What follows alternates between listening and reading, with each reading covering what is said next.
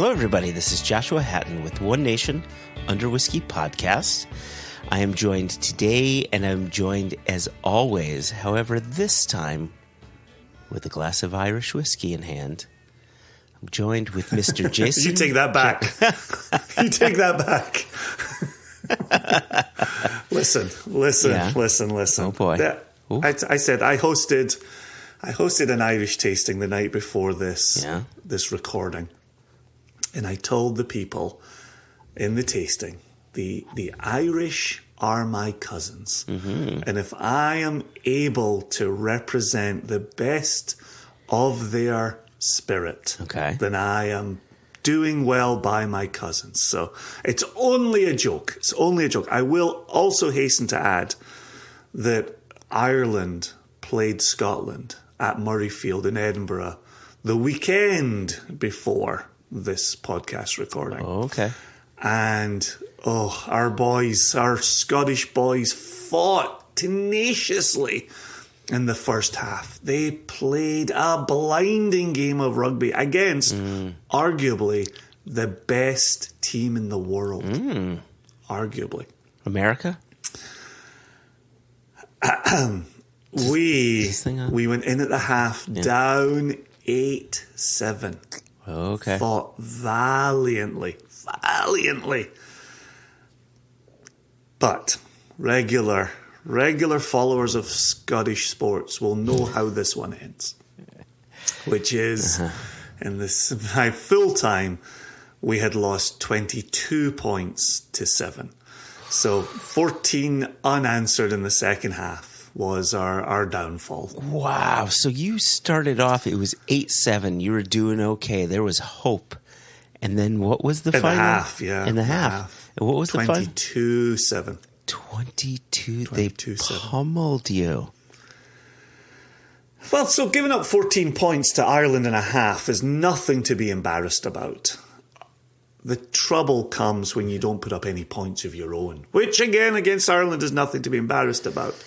But boy, that first half of rugby that we played against the Irish, some of the best Scottish rugby I've seen in 3 decades. Yeah. It was absolutely phenomenal. But, as I said to the gathered group last evening, I will not let a rugby result taint my feelings for my Irish cousins. And so I continue to represent them well. And last night was a lovely tasting. Let me ask you a question, Joshua. Okay. You know how the Irish in these single pot still releases do these split mash bills? Yes. Of malted and unmalted barley. Mm-hmm. I tend to find that creates a very pronounced cereal note from note to palate to finish, that as a Scotch drinker and as a Scotsman who loves his single malts and that full 100% malted barley oomph, I often find that cereal note to be a little lacking in the main frame of an Irish whiskey. And I'm curious your perception of that and how you consider that, because I know you are also 100% malted barley single malt guy. It's a very specific flavor, and it seems almost unavoidable when they're doing the pot still, right? That unmalted to malted barley mash bill, which I think I've got red breast in my glass, and I think they're 50-50 or somewhere about there. Yep. Yeah, I have to be in a mood for it. I have to be looking for that flavor because it's unavoidable, and it's funny, until now, I hadn't really even considered how prominent that note is. And if it's that prominent, does that go to show that barley is in fact a flavor creator and not just something for yield. Well, I will not make the reveal to the listener just yet, but I will hold up to the camera. This was my fifth whiskey. This was my closing whiskey last evening. Yeah. From an Irish distillery that is very barley forward and very terroir driven. And to my mind, it was the best of the bunch. Isn't that interesting? I was expecting you to say the opposite. I thought you were going to say, well, I hate to say it, but it was the best of the bunch. So the reveal, yeah. Well, go on. I know you're going to do a reveal. Are you going to reveal? Yeah, you are going to reveal. Okay, absolutely. So you do the reveal, and then I think I'll ask the question. I think the question is better asked after the reveal. I think. Could be wrong. So my reveal for the listener is the fifth whiskey of the tasting was the peated Waterford. This was the Ballybannon, so Irish peat with Irish grown barley. It was excellent. It was really excellent, and it's 100% malted. That was one question. Barley in the mash bill. Yeah. So it's peated, which is a leg up, right? And every Waterford comes with a code on the back. Put in the code on the website. You get more information than you can possibly use. It is incredible. It's like taking a sip of water from a fire hose. It is a lot. It was young. It's 3 years and 8 months maybe. Peated lets you get away with young stuff, right? Yep. We've talked about that on the podcast plenty of times, right? 100% malted barley going on in there. It was, when I was making up the samples for the tasting, my office smelled like mezcal. It had this fresh, bright smoke going on that, it really had me. I literally turned my head in my office and thought, do I have an open bottle of mezcal somewhere? Wow. And then I realized, it's the Waterford peated that I just poured 20 samples of. So my question to you then, because that's what I saw. If you weren't going to do the reveal, I was going to at least highlight the point that it said peated. And so do you think, and I don't know if you can properly answer this, I just don't know, but do you think it was the best of the bunch simply because it was peated and you needed that peated element? Yes. Yeah. Okay. Yes. I can answer that question very easily. Okay. Yes. But I'll tell you that the lineup was actually Kilbeggan small batch rye into Redbreast Listowel, which is what I've got in my glass right now, into Teeling small batch rum casks, into the Teeling Virgin Chinkapin Oak, which you and I tasted together on the last episode of Extra Extra, and then closed with the Waterford Ballybannon, which was the peated 100% malted barley Waterford. So let's focus on this Waterford. At 50% ABV. Oh, good. FYI. Nice solid ABV too. So this is Ballybannon's the farm, right? Am I correct? Correct. So it's not the barley type. Does it talk? I imagine it talks about the barley type. Concerto. Okay. How much of a focus on the barley is this bottling, or do you think it's more peat focused? I would, if I was selling it, I would definitely make it peat forward. I would definitely be hammering home the fact that this is Irish peat, which isn't that funny for where today's episode is going, right? Between barley having flavor and peat existing in other locales. Yes, continue. Right, isn't that terrific? So yeah, just like Westland are talking about Washington State peat and Washington State barley, here you've got Waterford with Irish peat and Irish grown barley. and able to make something really quite compelling with it. It's $110 for the Waterford. It's a lot of money, right? It's a lot of money. That's a lot of money. I was saying to the group last night, it's a lot of money, but look at what you're getting in return. Yeah. Like, I really mean it. If you go to the website and you put in your code, you get details on every single cask that went into this batch. And it's 11,000 bottles. It told me that on the website.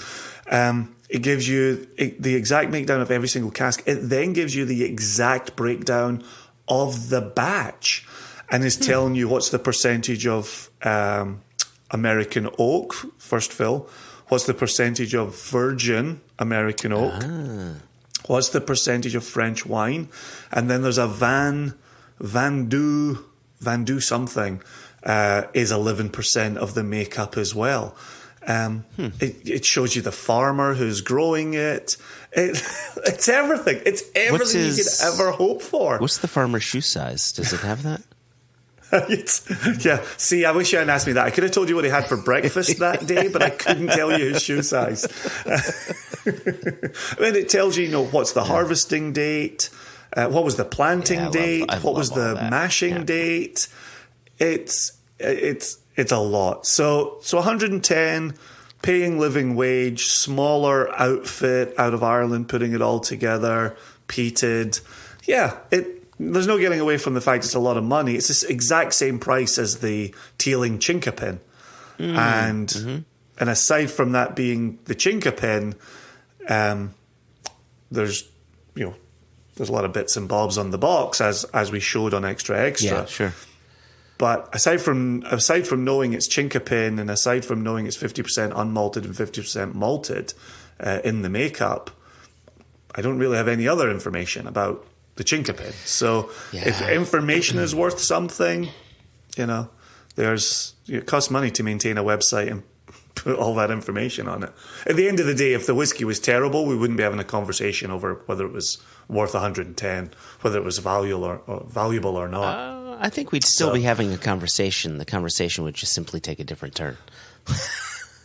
Lot shorter, right? It's terrible and it's $110. Do not buy it, right?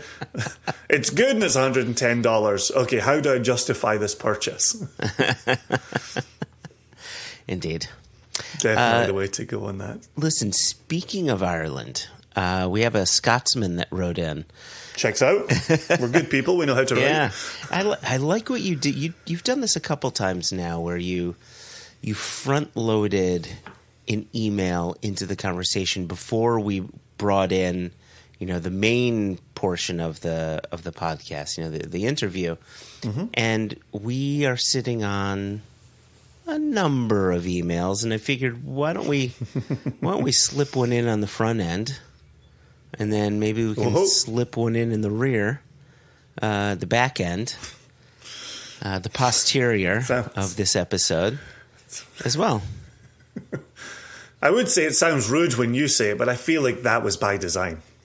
I have no idea what you're talking about. So this email came in from Kevin Dunlop, and actually he sent it in February 13th.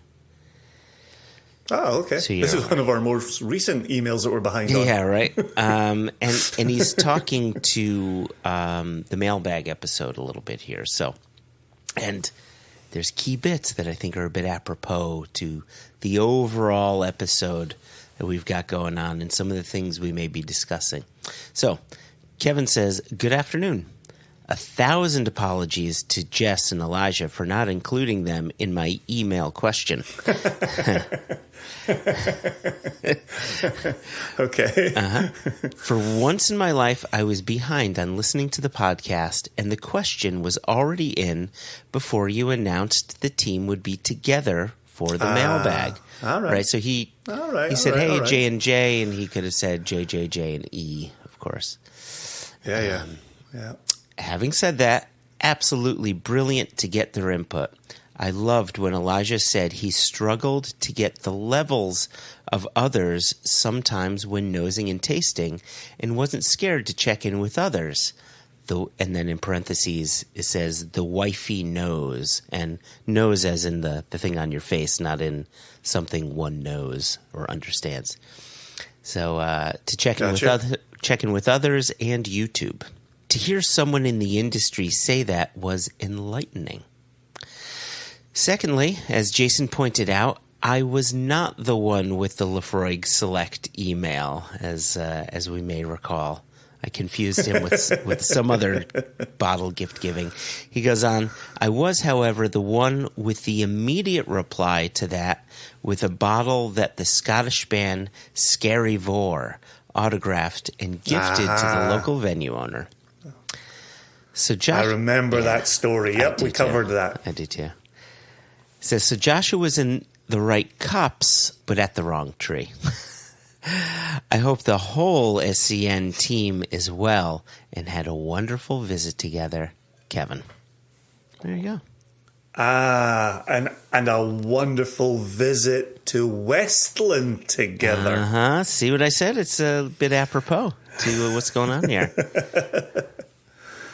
Yeah, that's very cool. I like that he's sending in apologies for leaving off two of the people. Obviously, we announced in the last episode Elijah has moved on to pastures new, and we wish him the very, very best and his family the very best. Indeed. Later today, we will have Jess in the news segment of today's coverage. Some very big news. We did promise that we would have Jess in a future news segment, and today is that day.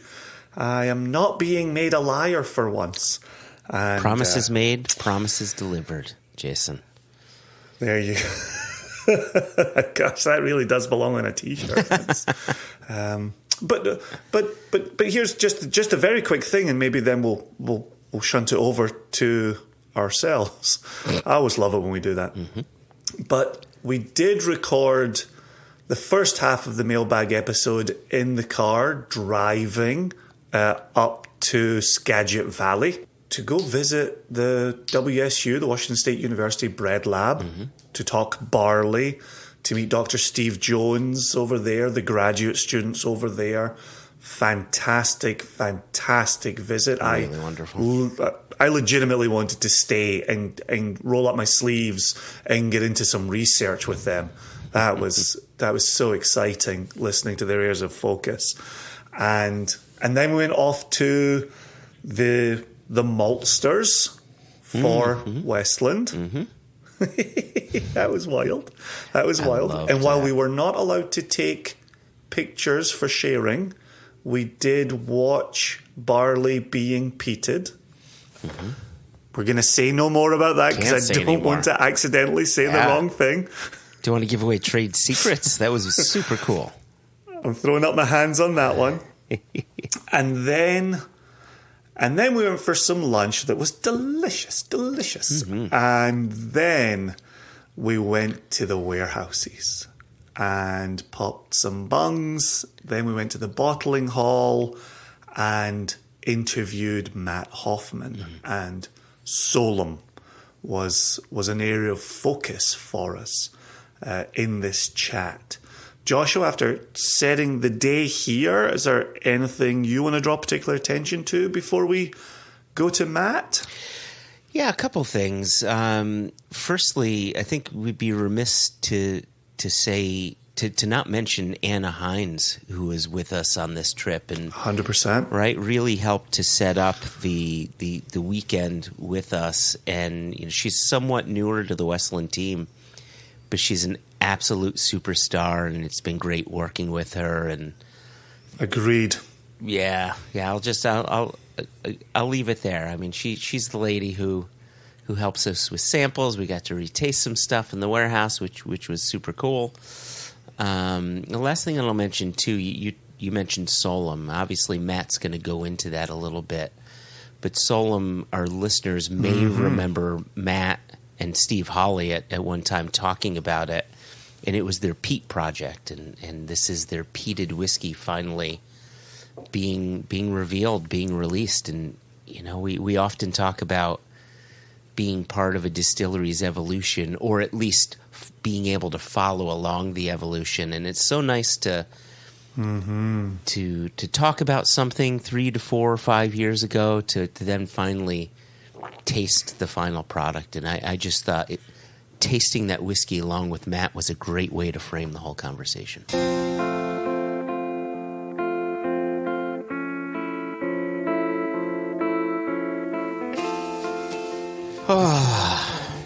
Matt, we spent a really long time with you today. Did it feel like a long time? You tell really us. kind of extend? Well, just I could hear by the tone in his voice. Well, it went on forever. Well, we got to do things with you. Settle. Go easy. That we've never done with him before. We've never been comfortable enough to no, being with you up at Skagit Valley Maltings up at the Bread Lab was just really cool because it's something that you've been talking about for quite some time. And it's one of those things where the story makes sense and it's all well and good, and then you get to visit it and see it, and then all things start to click. And that was a really special time. Yeah, I mean, we try to tell the story as well as we can, but there's nothing like quite being up there and seeing it and seeing like the wall of like the seed bank, right, with all the different varieties and seeing the different barleys that are being hung from the wall in blues and purples and blacks, and then just seeing the rest of, you guys met the other PhD students, and that's where, for us, the thing that's most exciting about it is we're just a sliver of the whole thing. We're barley and we're whiskey within barley, but then they've got PhD students working on wheat, they're working on rye, which is all part of this, movement to kind of move to a different form of agriculture, which is super compelling. So it's an amazing thing to be a part of, Yeah. Yep. Yeah. Yeah, really wild. I don't know if you wanted to add anything to that. Happy so far. Mm-hmm. And then we got to visit your new warehouses. Last time we were at your warehousing was May 23rd, 2014. Am I right on that, Jason? That's the number. Good job. You can teach an old dog new tricks. But how to count? At least dates. Okay. From the past. So what about warehousing up near Skagit Valley makes more sense to warehousing in Hoquiam? Yeah, well, when we joined the Remy Cointreau group in January of 2017, we always knew that we were going to need to transition our warehouses from the town of Hoquiam, which is out on the Pacific coast of Washington State. It's about 50 miles from the Quinault rainforest, where there's huge amounts of rain, high humidity, pretty stable temperatures. But when we were moving out of there, we said, we're going to need to find someplace. We're not going to be able to put these casks in downtown Seattle where the distillery is. Not that we'd even want to. Where is another place far enough away that we could envision, a place we could call home? And, we looked around, and Skagit was already that place for us.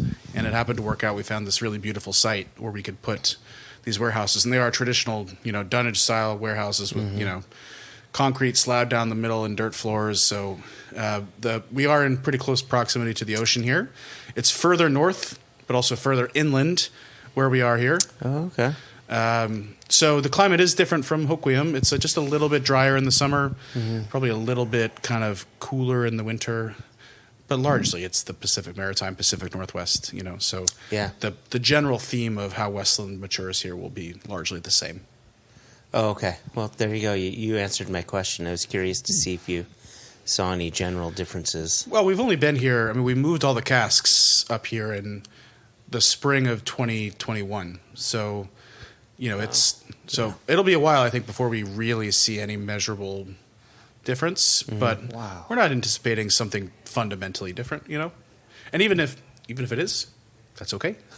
That's kind of been the whole thing with Westland, is we can evolve. Yeah, that was one of the things that really hit home when we were at the Bread Lab, and you and one of the PhD students, I forget his name, was just talking about this idea of creating crops where you've got these hybrids that have almost multiple varieties growing at the same time. And I asked, is there a way to track that? You're going to get more complexity because you have more barley varietals to work with, but can you track the consistency of that? And you didn't seem too concerned about that in any way. No, because the future is, we're not trying to reinvent a better mousetrap with commodities. Commodities is about consistency, and they do a very good job of it, but that's literally the whole point of a commodity, is to make a consistent good of whatever it is, whether that's oil or steel or, in our case, barley. So when we go off of that system, we want to use different barley varieties. Resiliency and diversity, in nature is not consistent, but it is consistently reliable, So that's where the process of blending comes in, is we can use the process of blending to make a more consistent release style as it comes in the future. But honestly, we're more excited by what comes in. If everything is different that comes in, things that become really compelling in the cask, we can save and highlight those as limited editions, and the rest we can make a consistent release. Okay. Yeah, it's almost like we can think of us as blenders working with different distilleries and no longer a single malt distillery, which is, of course, what we are. Interesting. The thing that we continually run into is, as independent bottlers sourcing single casks, we're always looking for that unique, singular moment in time. When we then talk to producers, there's always that conversation of, well, we could pull this flavor profile and add it to that flavor profile. And I think it's easy for us to forget that that's the producer's line of business. And you're really creating or you're pulling from a much larger palette to create a series of stories, releases, additional moments in time. Yeah, and it gets tricky, especially when you get a head of steam around, here's this varietal that we're really excited by, and then you might get something where it's like, well, you're going to be a bit player, and you're going to be a great bit player, but you can't be a superstar all by yourself. But that's the thing, is that there's so much beauty in putting all of those bit players together and doing something really amazing. This is good whiskey. Thank you. End of discussion. How dare you? So this is the long-awaited Solum. Solum is our locally peated whiskey, where we saw today. Yeah. The peat being made. Yes. The peated malt being made. And this is being released in March of 2023 after, almost 7 years worth of distilling work. And then we really started the project in 2012. Not distilling it, but just trying to, we found the bog, started working with maltsters to try to get it sourced and all that. So it's been a hell of a journey. So the guy up at the Skagit Valley Maltings had said that basically what you did is you Googled peat bog, Washington. Yeah, that was the truth. Yeah, and so, but what I hadn't realized is that your search for local peat goes back now 11 years. Yeah, because it was something we wanted to do right from the beginning. So, I remember 2011. I still have it somewhere. I have a big old map of Washington State, probably a 4-foot by 3-foot map with bogs marked on it with little red arrows I stuck to it.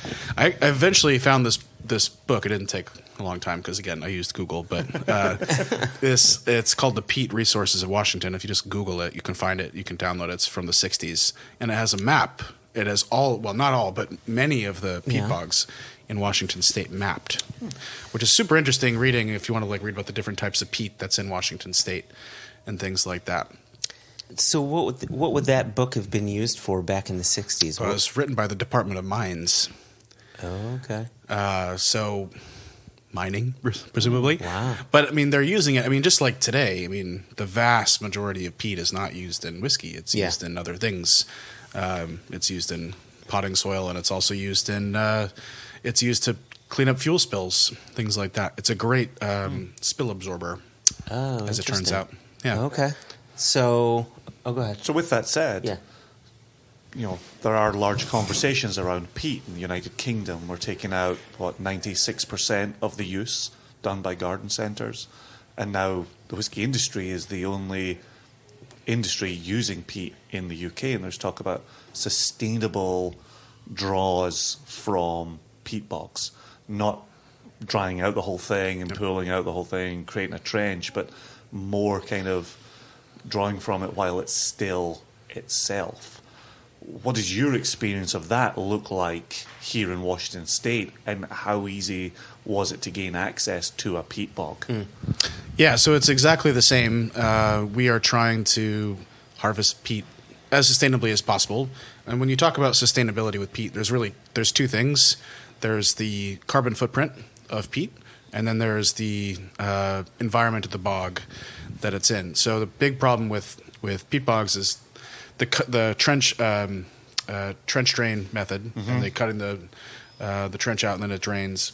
And I mean, ideally, you're going to harvest everything in that bog after that point, because everything that's in that bog that's reliant on water that's alive is going to die, because all the water is going to go out. Yeah.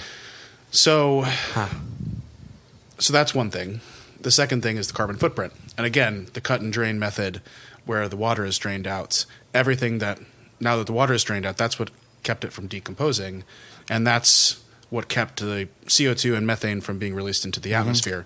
Yeah. So again, you have to harvest all of that stuff. Either way, it's all going to be released into the atmosphere no matter what. So that's the big problem with peat as it's being harvested. So the bog we work with doesn't cut and drain. They actually can't, because it's situated on a spring. So it's continually flooded, and it's like the exact opposite of like the beautiful romantic. Like you go to Isla and like the wind's blowing through your hair, not my hair, and and you cut the little the brick out of the ground and you set it aside. It's amazing. It's an amazing experience. And like if you were to go to this bog, they take a backhoe and stick it 10 feet underwater and scrape out this bucket full of muck. From underneath the water. Just sludge. It's the opposite of the romantic. But like what comes out of that is you're not pulling from the part that's alive within the bog. You're pulling from what's underneath the kind of bed of it, or 10 feet down, even though the peat goes down 40 feet.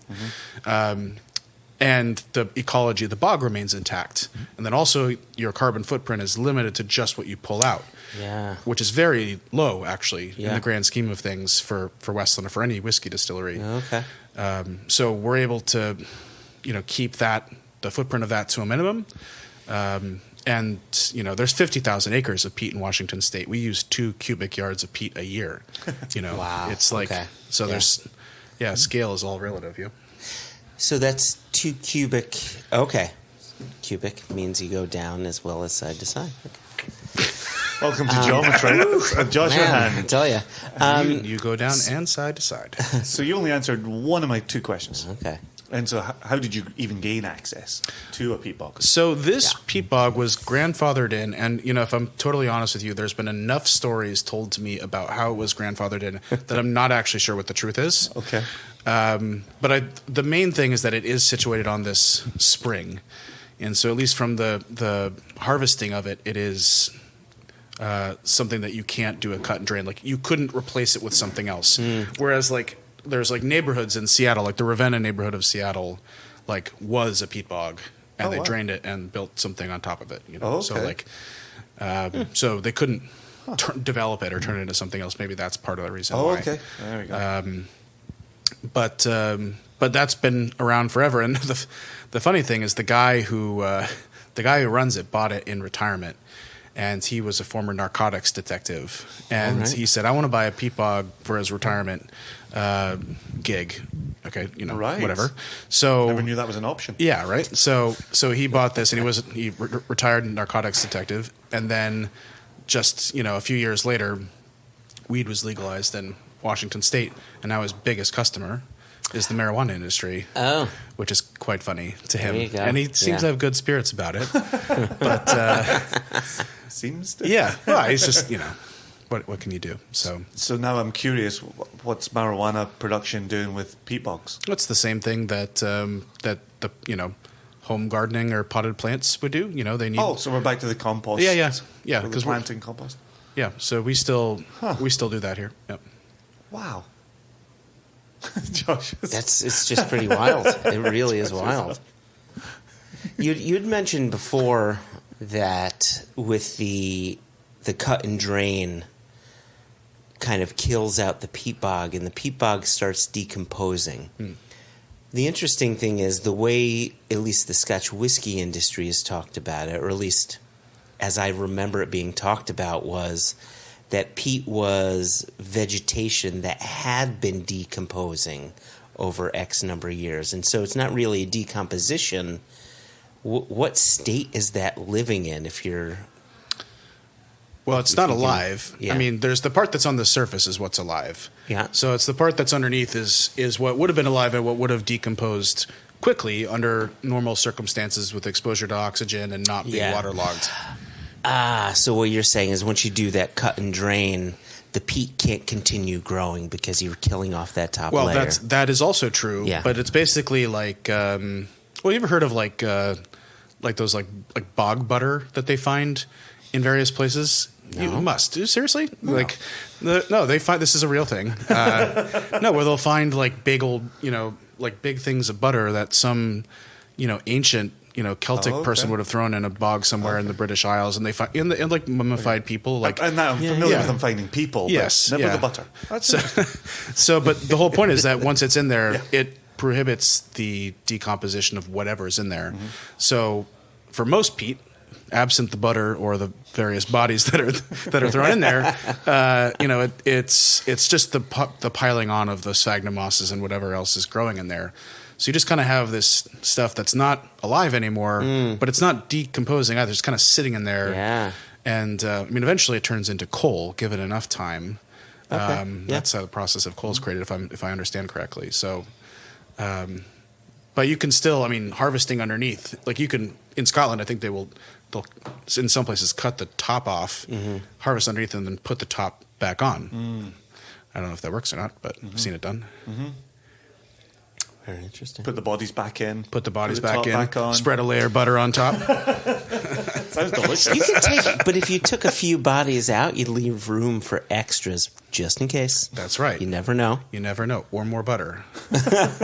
Have people tried to eat this butter?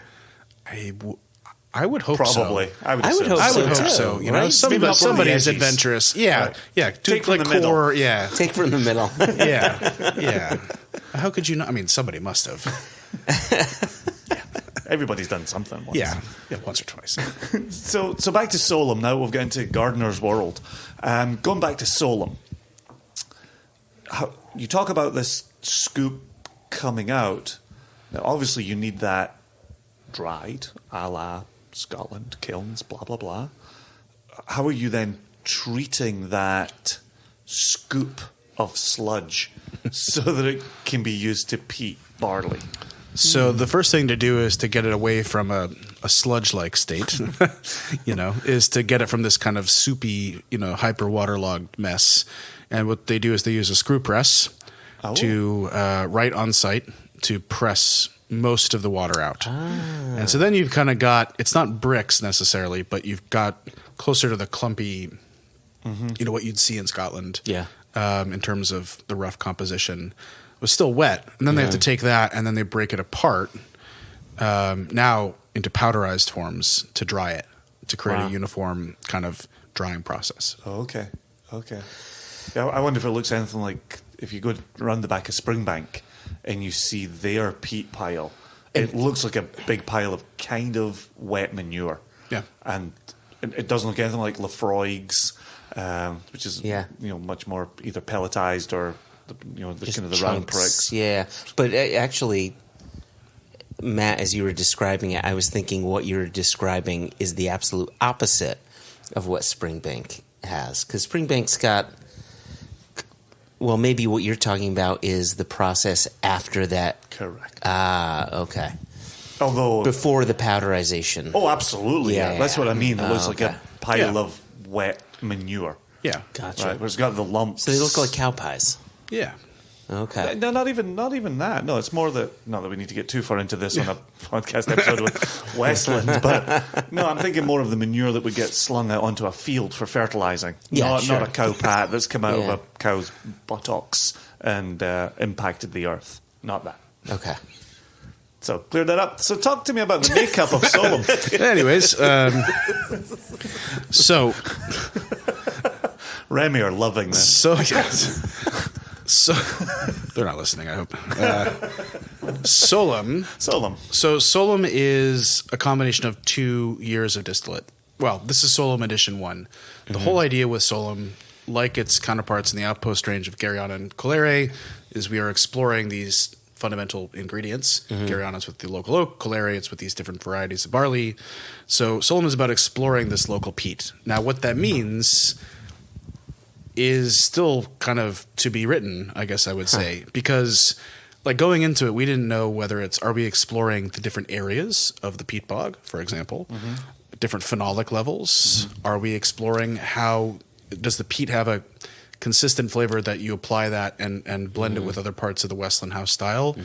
And it's really none of those things just yet. Right now, we're just trying to get a handle on what is coming out of this. Can we paint, somewhat of a large, overview of like what this peat looks like in the Pacific Northwest? And then from there, in subsequent editions, we can explore, various things related to phenolic level. We can explore how it works with different cask types and things like that. But for the first edition, for us, it was really important to be able to find a couple of different years that did two different things. We always were finding something that was a little bit different about it. It was never heavily peated. There's about 15 part per million phenolic content. Okay. But it's basically got one foot in the familiar of like the classic phenolic notes, but it also has these two other feet. This is the analogy is breaking Cubic down. feet? Yeah, sure. Yeah, why not? Cubic feet. There you go. Because it goes up and down. It does, as well as side to side. Yeah. Yes. Anybody want to go back to cow manure? So, but for me, it was like one part of this traditional peat note, one part something that reminds me of mezcal. It's like it's a vegetative green, like live sort of smokiness, and I get that in some young peated whiskeys in general. But there's just something about this one that just turns that up an extra notch, like burning herbs and things like that. And then there's this other like forest floor, like barky, like toasted leaves sort of thing, which we don't fully know what went in, to the bog that made this. Sure. If you look at the bog where this comes from, it is way different from Isla. It's not just moss. Sure. It's full of trees and wild cranberries and crab apples, all sorts of deciduous bog plants, and so it kind of makes sense that there's a lot of other stuff in there, like what was in there that created this peat a long time ago. We don't really know, but it has made an impact in the flavor. Well, and the thing I'd heard at the distillery when we were there last Saturday was it's neither Isla peat nor Highland peat. Yeah. It's Washington State peat. I almost feel like we've talked previously about, Scotch single malt and Indian single malt, and then there's Westland single malt, right? You have to keep your head in that space where this is particular to this place, this landscape, this series of ingredients. And I think it's hard, especially when you just hear peat, and we haven't really encountered peat coming from other places before. That this is the beginning of that conversation of, okay, Pacific Northwest peat. What does it do? Yeah, and that's for us that the three-legged individual that this is. I mean, but the one foot in mutant, this delicious mutant. That's not a leg. It was only a matter of time.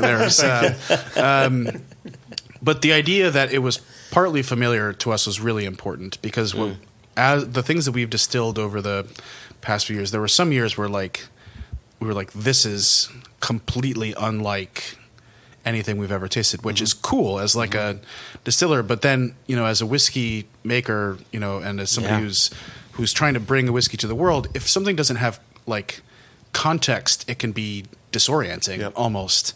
So what we were able to find here with this first edition was like, let's give people that anchor into what they know of peat. Because you can find it. Some years skew more towards it, some years skew more away from it. But let's kind of make sure that people have that safe spot of like, I recognize this as traditional peat, and then it's dipping its toes into these other areas of these peat flavors. And so from here, now we can, if we wanted to, we could dip our toes further in one direction or another, or play it more conservative, things like that. But that frame of reference, be able to say, this is peat. So yes, it's not Isla peat, it's not Highland peat, but it is peat, and I get that. but then also you know that there's something different to it, and that was the trick. That's what we really wanted to do with this first edition. I think you pulled it off. Can you say what the barley is that was peated? I think it was Pilot for most of it. Okay. Yep. Washington grown? Yep, all Washington grown, all grown in Skagit. But we're sitting, tasting, talking. We didn't do any roasted malts. We did that part very, very simply. And then the wood? A mixture of new oak and refill casks. Yeah. Yeah, no, there's no wine cask, nothing super clever in here. We just wanted to play it pretty straight. And bottled at? 50 ABV. So if you're typical educated single malt whiskey drinker, right, who knows their traditional peated Scotch whiskeys, and they say, oh, that's Kilchoman, I know what Isla peat tastes like, or this is Ardmore, I know what Highland peat tastes like. Could you describe to your mind what Washington State peat tastes like? I can begin to draw some outlines yet, because I don't even know what this one bog can do. So I think we have to be careful to not pin ourselves in. Yeah, sure. There's 11 different types of sphagnum mosses that grow in Washington State. There's like 6 or 7 different classifications of peat, depending upon what was in their sedimentary peat versus something called rifle peat, which is made out of woody material versus, so there's, fibrous peat. So there's all sorts of different broad classifications before you even dive into like the individual characteristics.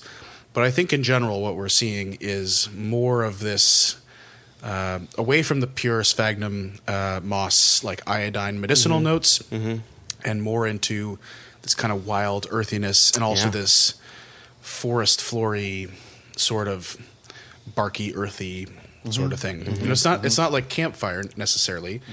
It's close. Yeah. But it's like a campfire made of leaves and bark only. Yeah.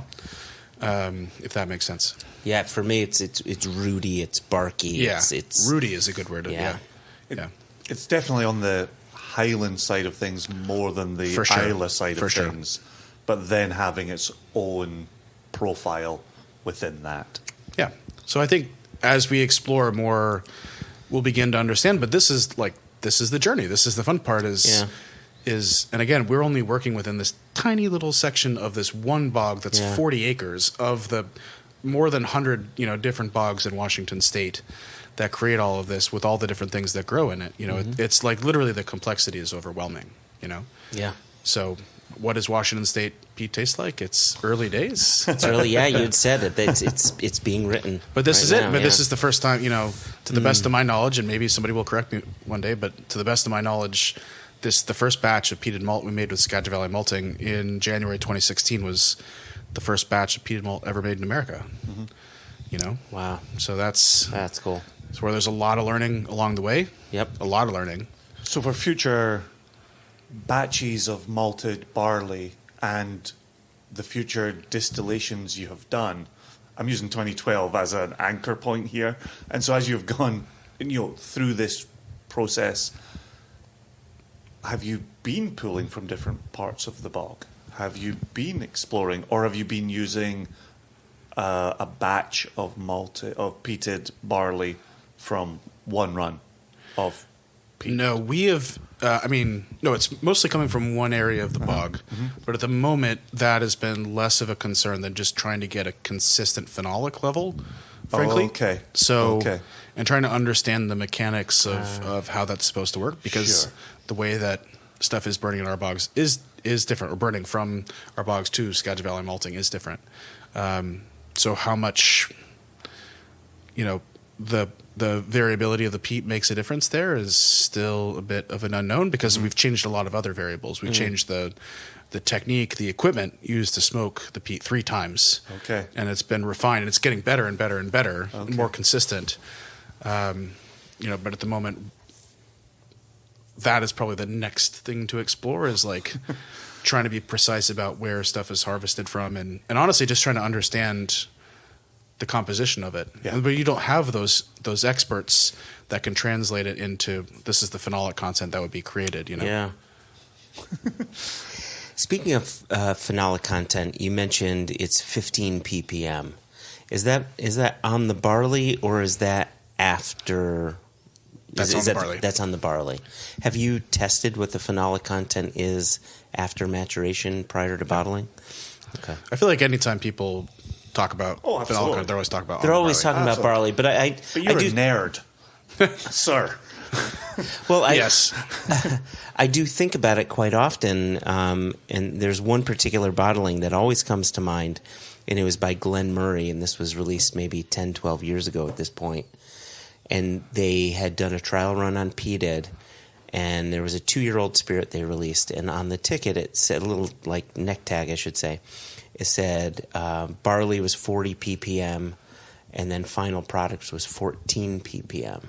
And I always thought that was interesting, and there's not a lot of people who are really talking about that, so I was just curious where you rated your...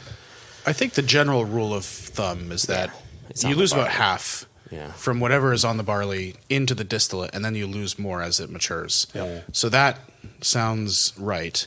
But the other trick that nobody really wants to talk about is like when we say we measure phenolic content, what exactly do we mean? Because there are different types of phenolics. Ooh. And because See, you can always trust this guy. Always. so it's like, I mean, that's the hard part is and again, when we're dealing with people in the U.S., so like we want to measure the phenolic content of malt, and they go, "You want to do what now?" Like, because it's just not Yeah. So there's challenges that come with that stuff too. So again, super early days in the grand scheme of things, but which sounds crazy to think about. I mean, we're returning to the oldest style of whiskey in the world, and it's 2023. And it's the fact that it's still so unknown and there's still so much to learn is fascinating. Yeah. I had a follow-up question. Please. Okay.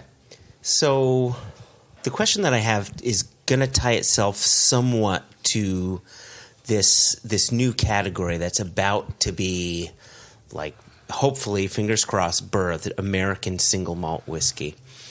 And you as American single malt producers and plenty of others here in the U.S. are building this catalog of whiskeys, different distilleries from all around the country, building all these kinds of single malts for people to enjoy, yet it's not yet a category. And now you're throwing on peated into this. And I'm curious, do you feel that you've created this fan base that's going to follow you along the way and really buy into this and go for edition 2, edition 3, edition 4 organically? That's part one. And part two, do you think if American single malt is codified as a category, then that opens up new doors potentially to other drinkers? Is that going to make the difference as you continue to evolve your whiskeys? I think for us, we are full speed ahead on making our style of single malt category recognition notwithstanding. Yeah. Now, when we're doing things that are very heady, when you talk about new types of peat or different varieties of barley and different forms of agriculture, a lot of that stuff is new no matter who you are as a whiskey drinker, and so that's not limited to people in America. That's a global thing, and we connect with people on a global level about that. But not all of our products are about those things. You can have our flagship whiskey and you can drink it and you could just be, you could just say it's yummy, and that's enough, and I really do mean that, I think that's a really important thing to be able to bring new people in. And so it's important for us as whiskey makers, even if we could do something where it was just limited edition releases that nobody had ever done before, like that's where having a flagship product is always so nice that, again, you can anchor. It's an anchor point that somebody can attach to and get in and find something familiar. And that's important, especially as the category comes around. Because this, some people they know what peated whiskey is. Yeah. A lot of people know what peated whiskey is. But for a lot of people who are entering the category of single malt for the first time and no American whiskeys, no bourbons, no rye, and is this too big of a jump when we're talking about Northwest Peat? I don't know. I don't think it is necessarily. Yeah. But for the people who, are just really kind of approaching whiskey for the first time, and they're not even familiar with what's in bourbon necessarily. There's a lot of people like that. And more people entering the category is good. To have something that's very approachable, I think is totally fine. Agreed, 100%. Cheers. I'm curious on a follow-up from where our conversation was the last time we sat down together. sadly at a distance. Seeing you in person is much more enjoyable. Being in the rack house with you, much more enjoyable. And we were talking last time about your use of sherry, like, sherry casks coming in from Spain seemed like it was going the way of the dodo. And we talked about, Scottish peated barley going the way of the dodo, and you were going to bring that in-house, by which I mean Skagit Valley and where we are. Is there a concerted effort to bring everything in-house? Is that an impossible goal? Are you looking to limit? We've talked about some European wine this afternoon, and those types of casks are coming in. Overall, what's your goal, and how much would you like to bring in-house? I think the core goal for us is to try to make a whiskey that is reflective of us being here in the Pacific Northwest, and for most of our actions to be reflective of that goal. That doesn't mean that everything has to be that way. Right.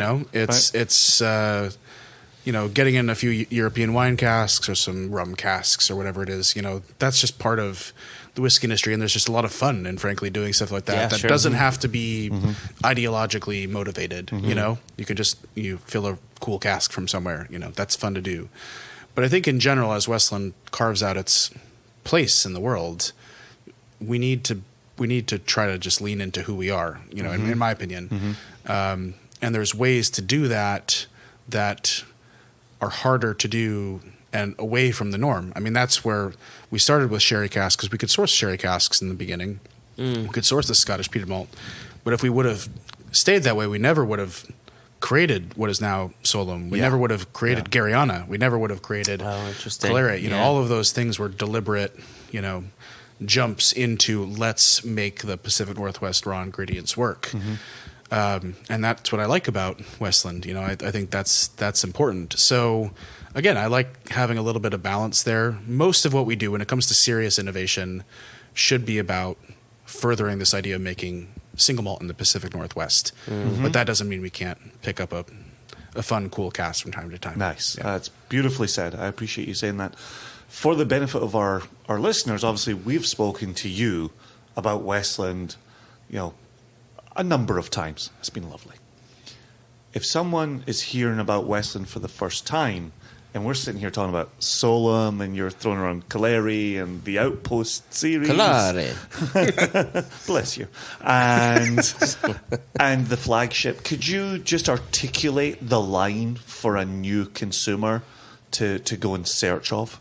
Yeah, so we've had 3 core range whiskeys for a while. We had a whiskey called American Oak, a whiskey called Sherrywood, and a whiskey called Peated for a while. Sherrywood with Oloroso and PX sherry casks, peated with Scottish peat, that's important to note. And then our American Oak, which contained a lot of our core ideas, dark roasted malts, brewer's yeast, new American Oak. And now we've moved to a singular entry point with a new flagship single malt. And it's just Westland American single malt. We just call it our flagship. And the idea with that is we've been working so much behind the scenes for so long on these different, all sorts of different things, whether it's the local peat, whether it's Gary Oak, and we talked about earlier today where 60% of the malt we're sourcing is now off of the commodity grain system. So at some point, that changes how your lineup works. And we've been doing it for a long time. This is the trick, is we've been, been filling Gary Oak since 2011. We've been distilling, this stuff, the local peat, since 2016, the different barley varieties since 2014. So the idea was, let's go to a singular entry point, our new flagship single malt. It's priced at, $59.99. It's especially these days is pretty approachable in terms of price points. And then we have these 3 whiskeys we call the Outpost range, and they're very focused on one ingredient in single malt. Colere, very focused on barley varietal flavor. Solum, all about this local peat. And Gariana, named for the Quercus Gariana oak species that only grows in the Pacific Northwest. And so each edition focusing on one of those.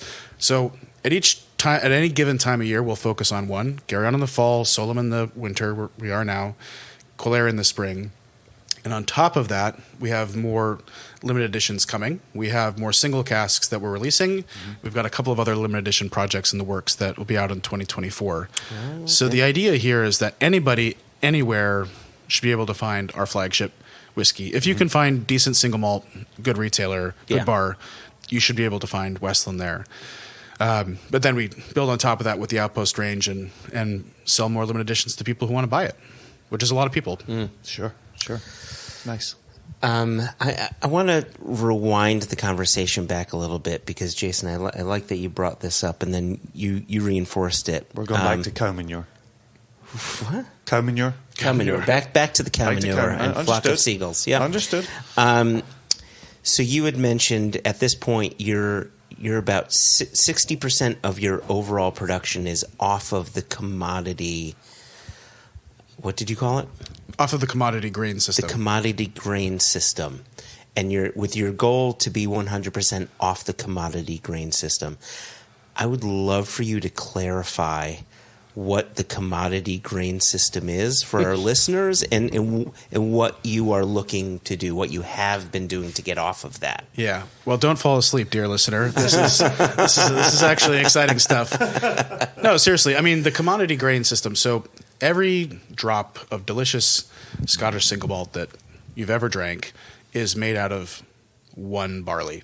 Really, it's like 2 or 3, but it's all just whatever is the highest yielding variety of barley that's chosen for any given time in the UK. So basically now it's Concerto or Optic. And in bourbon, it's the same. It's whatever the highest yielding variety of yellow corn is. That is how the grain system works in the Western world. Basically, they are commodities. They are like oil or steel. Corn is bought and traded on the Chicago Exchange. Barley is not, but it's the same core idea. Yeah, sure. And that idea is that all the big interests, the biggest farmers, the biggest maltsters, the biggest brewers in America will say, let's pick this type of barley or these few types of barley that all taste exactly the same, so that if I'm growing barley in Washington State and somebody's growing barley in South Dakota or Colorado or Wisconsin, that barley is all the same variety. So just like it's like if everybody was planting Merlot as a wine, and it would always taste exactly the same.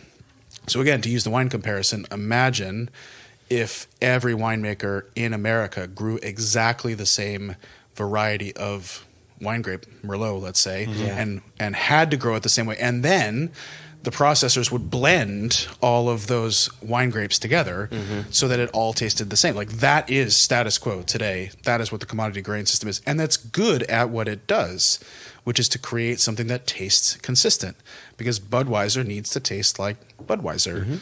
So there's value in that, don't get me wrong. But what we're trying to do is saying we're not trying to make like the most efficient, like consistent commodity whiskey. We're trying to make something that is differentiated, and we want to show people things that they've never experienced before. Even ourselves, like most selfishly, like we want to taste really interesting whiskey. So when you do that, you have to go what we call off the commodity system. So there's an approved list of things for farmers to grow in America.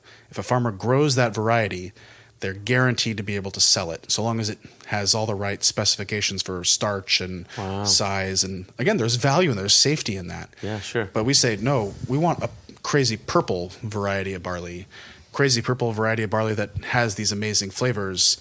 You have to work directly with farmers and maltsters to be able to do that, and with grain breeders to be able to do that. So when we say we're going completely off of the commodity system, and it's by 2025, that's the goal. Wow. Is we have to have these entire networks built up to be able to do it and to jump off. And the interesting part about that, people, not that this could go way down a certain rabbit hole, but like there's a big, as we all know, big urban and rural divide in America. People are distanced from each other. People are distanced from their food. And all what this does, when commodities, if you're a farmer, you don't need to know.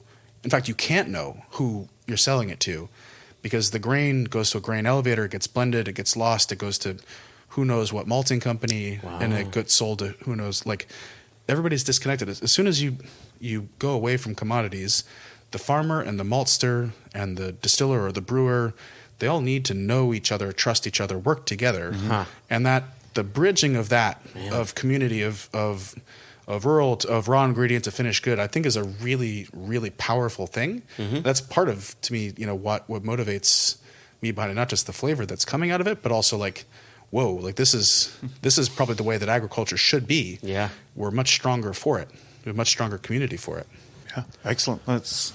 That was the Yearn preview episode with Susanna Skyver-Barton, right? Is talking about grain, agriculture, communities, and how do we build strong and take care of the environment, cut down carbon footprints. This is all of it. This is holistically sustainable. Holistically sustainable. You look at people, you look at environment, and you look at flavor. All those things come together. Yeah, systems, entire systems. I know we're down a rabbit hole. How scalable is that? The issue is not scalability, it's replicability.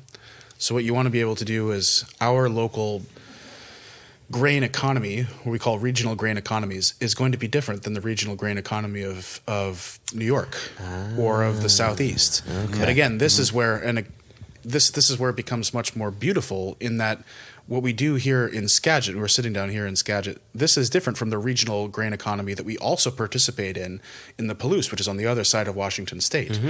And those two things are different, but they're both, producing barley, which will both go into single malt, and they both have their peculiarities about community and about sustainability and all these other things, let alone sourcing rye from New England or from Pennsylvania or wherever, let alone sourcing corn from the Southeast, and all of a sudden you can do that very efficiently. Like the barley varieties we're developing here yield more in the field because they're suited to this environment. When they choose a commodity variety to grow across 2,000 miles, it's the master of none, Yeah. It has to grow moderately well across all the space, but it's not really great at any of it. Whereas here, you find one that really thrives here. It can thrive here under organic conditions, regenerative conditions. It yields more per acre, way more per acre, and you can do it organically, and you can have all of this flavor. And so you replicate those systems, and all of a sudden you have more actually out of the whole system as a total. But it's just that it's differentiated. But again, as whiskey lovers, first and foremost, that's what we want, isn't it? We want to be experiencing different styles of whiskey from different parts of the world. And so, that's what we should be shooting for. Yeah. Well, and that was the conversation with David Thompson at Spirit of Yorkshire. Spirit of Yorkshire. Yeah. Where he was saying going from conventional means to sustainable means. Yes, you had a drop in yield that first year. By year 5, their yields were superior to where they had been with conventional agriculture. And I think that's such a strong selling point for making changes. And so for you to be saying, yields get higher. Like there's a reason. If you just want a fiscal reason to do that or to do this, that's it right there, right? Like your yields will be stronger. The only thing that this type of agricultural system doesn't benefit is a centralized economy. Sure. And that's, we went from, our partners at the Bread Lab talk about this all the time. We went from having 25,000 flour mills in this country to less than 300, in 100 years' time. Yeah. And, that benefits, and of those less than 300, 80% of them are 2 companies, and so that's who benefits from this big, system. And again, there is some value in that for somebody, but it's usually not the communities that are growing it. It's usually not in terms of nutrition or sustainability or in terms of flavor. Yeah. Yeah. You hear it over and over again. The farmers simply are not making the money that they should be making off ridiculous. Of the system that ridiculous. They're in. Many of the times we speak with you, we're always talking about projects. I'm so nervous right now. Didn't make a great face. As you should be. But to get us out of here, we spend so much time talking projects with you, casts with you. Like I was saying earlier, we've been in the rack house with you and explored a whole bunch of things. Hugely exciting. What are you excited about as you go through the rest of this 23 and start looking into next year? About Westland or in general? Hey, buddy, whatever you want to tell me. I mean, we can put a curtain between us. You can say whatever you need to say.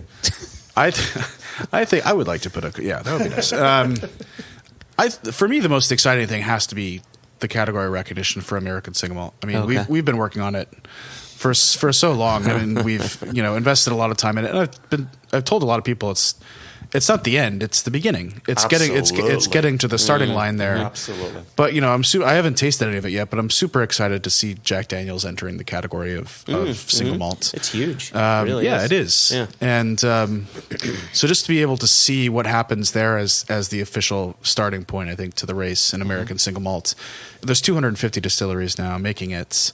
But now we're at this point where with Solum being released, we've kind of fleshed out the big three kind of sources of innovation for us too. Mm-hmm. So now, we've always said this whiskey's coming, and it's been so like, oh my God, I cannot even tell you guys how much I've anticipated being ready to sell this whiskey and give it to people. So now we're there. Yeah. And just to be able to show stuff like that, we've got, Gariana's coming out and different varieties of barley with Colere and more single casks. It's just, there's a lot of exciting stuff going on for Westland, I think, at this point. As far as everybody else goes, I don't know, I'm kind of afraid to anticipate 2023 anymore. I don't feel like that got us collectively in trouble in 2020, 2021, 2022. So yeah, it's a dangerous game. I do have to say, as you're mentioning Gariana, we had the 7th edition last weekend, and it was fantastic, absolutely fantastic. And as a group, we just kind of kept returning to it and talking about, developing this and that. And such a drinker, such a wonderful little dram to sit with and enjoy and evolve in the glass. So serious kudos on 7th edition Gariana. Thank you very much. Just freshly released. And kudos, I know you've been waiting maybe since 2012, but surely since 2016 for Solum, and it's a remarkable whiskey. So really well done to you, well done to your team. It's nice to be drinking it with you. Thank you very much. It's very nice to share it with you guys. Cheers, come on, let's cheers out of that. There we go. The same way we entered. Cheers.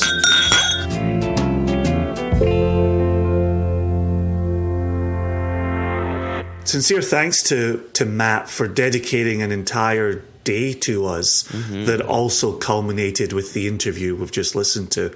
As you said, as we went into the interview, thanks to Anna for making time for us. She was incredible as well in organising it all. And then Shane, who was in the warehouse with us, popping bungs, letting us make requests of things to taste. It was an absolutely remarkable day. And as we said, getting to share it with Jess and Elijah and Sweet Scott, who didn't get to chime in a lot on the mailbag episode, but he was most definitely there with us, and we had an absolute blast together. Solum, we have to get our bottles. We have to be on top of this. Delicious stuff. Absolutely delicious stuff.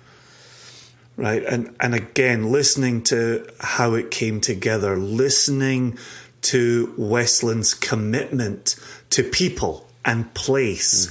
It's so exciting and one of our absolutely best collaborations over this past decade together. It's so interesting.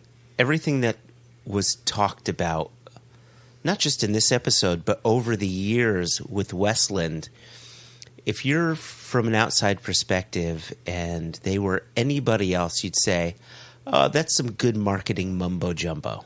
But none of it is. They're living it. They're actively doing the things that they say they're doing, and it's not for sake of marketing. It's for sake of how can we do things different? How can we create our own sense of place and make things from our place? And how can we do it right? How can we do it right? Yeah. I like that. How can we do it right? Right. Yeah. Right. And I think for the concern that a number of us had with the Remy purchase was, oh boy, Remy now owns this. What are they going to do? And Remy has stood back, and they've let Matt Hofmann be Matt Hofmann. The original vision of Westland has been allowed to flourish. And we do this from time to time. I take my hat off to Remy and I say, well done, recognizing that you had a good thing on your hands and you continue to let it be. Look at their work with Bruichladdich. They've done similar good work with Bruichladdich, letting the team get on with it, taking a step back. So, yeah, kudos as that goes around the place, and kudos to Matt and the team. They remain amongst our favourites.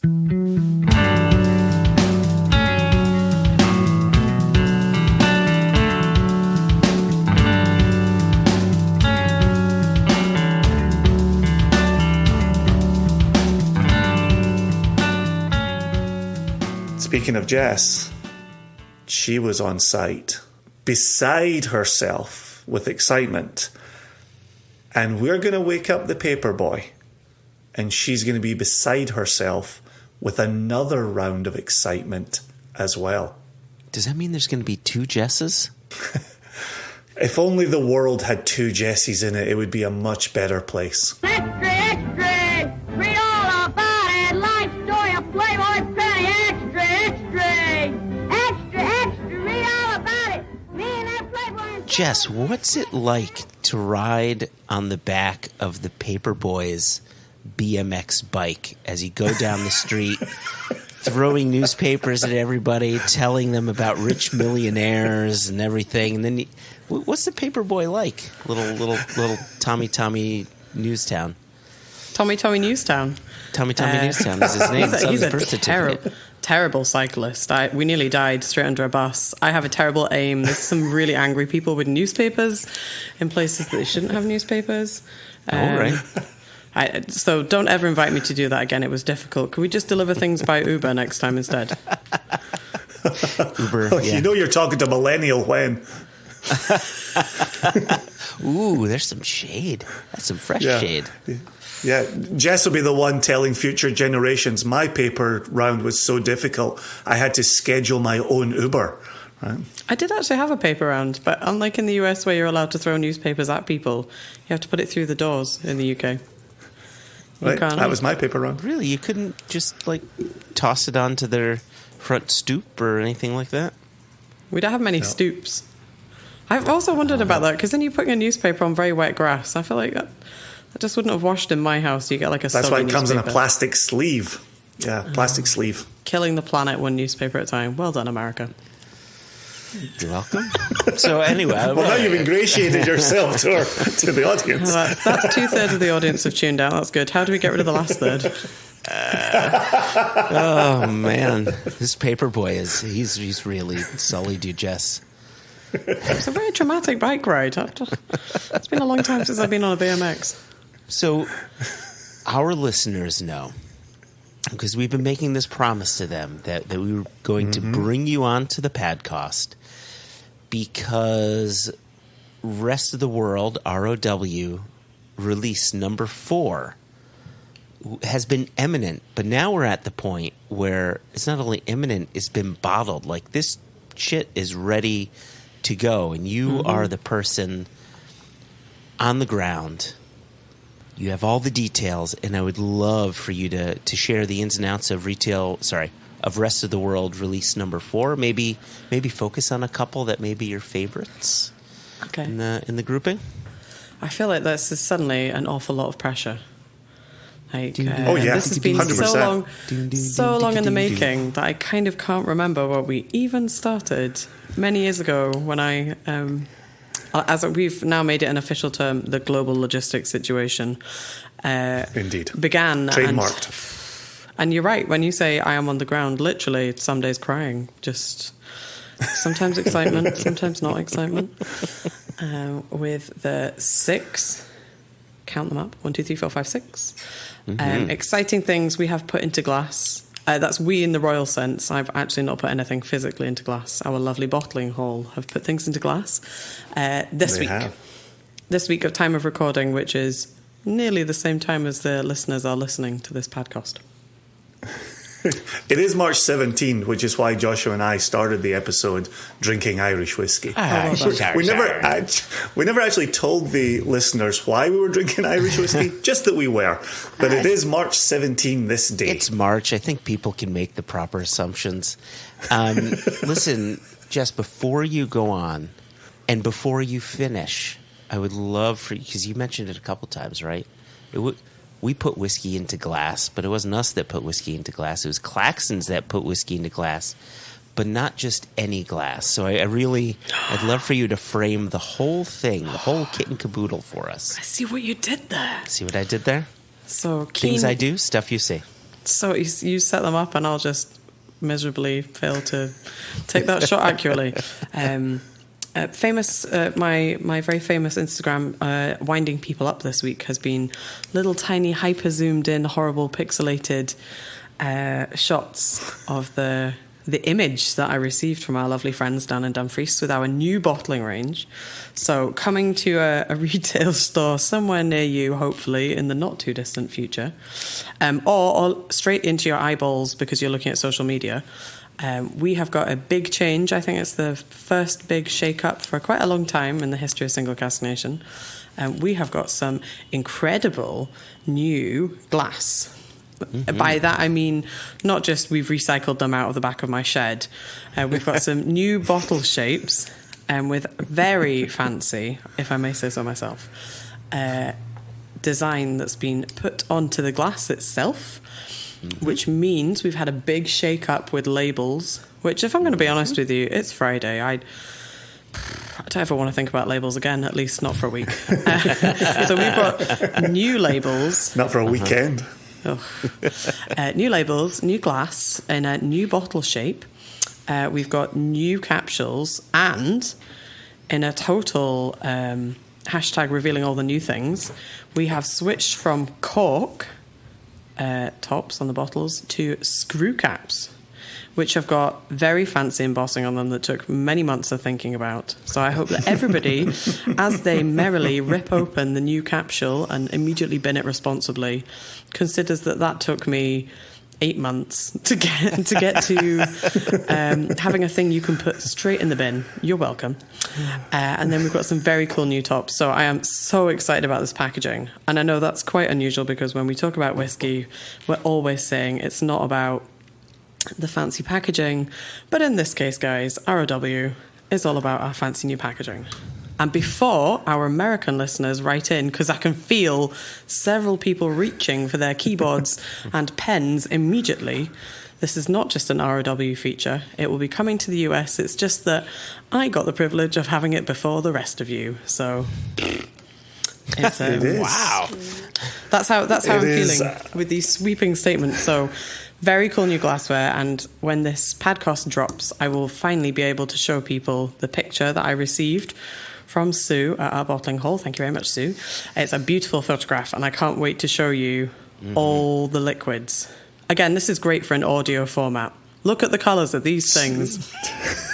So to be clear, because I can also hear keyboards getting warmed up and pens getting decapped, this is a retail move. So rest of the world retail and US retail will be seeing new bottles, new livery, new capsules, all bespoke packaging. Our US online bottles labels will remain the same for the time being. Only one big change at a time. So Yeah, exactly. nobody started to get nervous about US my online. heart started going. I was very worried you were about to drop some other surprise announcement in the podcast, as you two are willing to do on a frequent basis.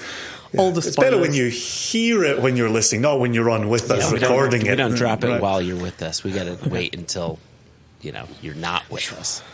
Okay, well that's good. I can live with this status quo. So, very cool new packaging. I'm very excited about it. A couple of changes. So obviously we have got rid of the corks, and we've transitioned to very cool custom screw caps.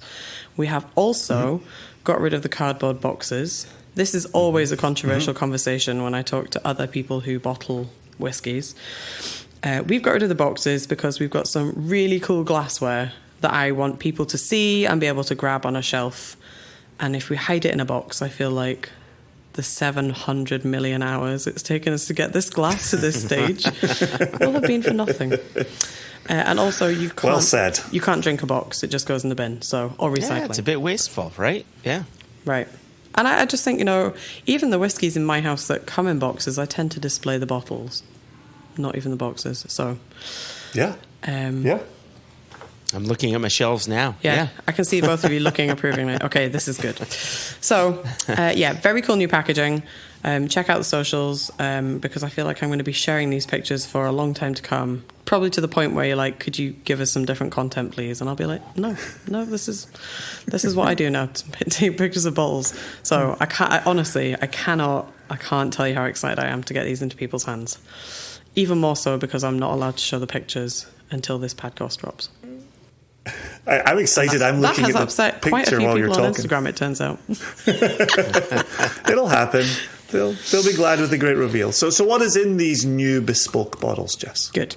Okay, so we're following the same kind of pattern we've done for the other rest of the world releases. I want to kind of keep it simple for a while before I really start playing hard and fast like we do in the US. So in this mix, we have got 4 single malts. We have 1 world whiskey and we have a rum. Mm-hmm. So far, so good. So far, so good. Where should we start? Should we start with our... I've got all of these whiskies. I'm looking at them in front of me, and they look delicious. We've got... maybe I should start with the ones... I've got 2 that I think we could have a little sample of. Yeah. And I'll do a little teaser. So I'll drop the 4 that are not the ones we're going to talk about. So we've got, in terms of malts, the Liquid is a 12-year-old, and that has been in French oak barrique, which is a little bit unusual, but pretty cool. And I thought it'd be a fun thing to add in, which means that our Ben Rinnes is 11. Indeed. And that's had a cheeky little finish, which is something we're playing with a little bit. It's had a cheeky finish in a hyperactive first fill sherry cask. So fans of the US 9-year-old Daluan, this think along. It's not quite that dark, but it surprised me because it has gone from. It's even got a little bit more tan since we last took a sample, so I think that's quite fun. We have also got a Croft and Gare, so that's the fairly heavily peaty smoky from Loch Lomond, and that's an 18-year-old and a refill hogshead. So letting the spirit do a little bit more talking there than the wood. And then we've got our rum, which I am so excited for. But it's probably going to get me banned from places where they speak Dutch because I cannot say the name of it properly, despite having a very intense coaching session at Maltstock by some very patient Dutch friends. Ooh, now I want to hear. This is how I should pronounce it. How did you think it was pronounced? Then what do you remember being told? So I think I was kind of on the right path, but it was the nuances which I have failed to retain from Maltstock. So sorry, Dutch speakers, listen away now. I'm going to continue to call it an oiflet. Yeah, that's how I would pronounce it. Oiflet. They had a lot more kind of glottally sounds in it. Yeah. We were also in-house, we were calling it Oigavolt rum, which I'm going to have to work really hard to undo. Or not. Now I'm going to pour that. Or not. I have a similar glitch. I once ran a tasting where somebody referred to Kilhoman as Kickerman, and that stuck, and I really have to consciously unlink that. Anyway, so Oiflet, and that is our one of the oldest rums I think we've bottled. It's a 24-year-old. Yeah, you've got me thinking I'm waiting now. for you to say it. No, it's a... Yeah. I don't know if we have bottled an older rum than that. No, we've done the 16-year-old Trinidadian rum. That was so good. 18-year-old Spanish rum. That's the one I was going to say. That might be our oldest. We've got some Barbados rum in our warehouse that's 17-ish year old, but 23 years. There you go. That is our oldest rum. 24 years, sorry. 24. Yeah, Four.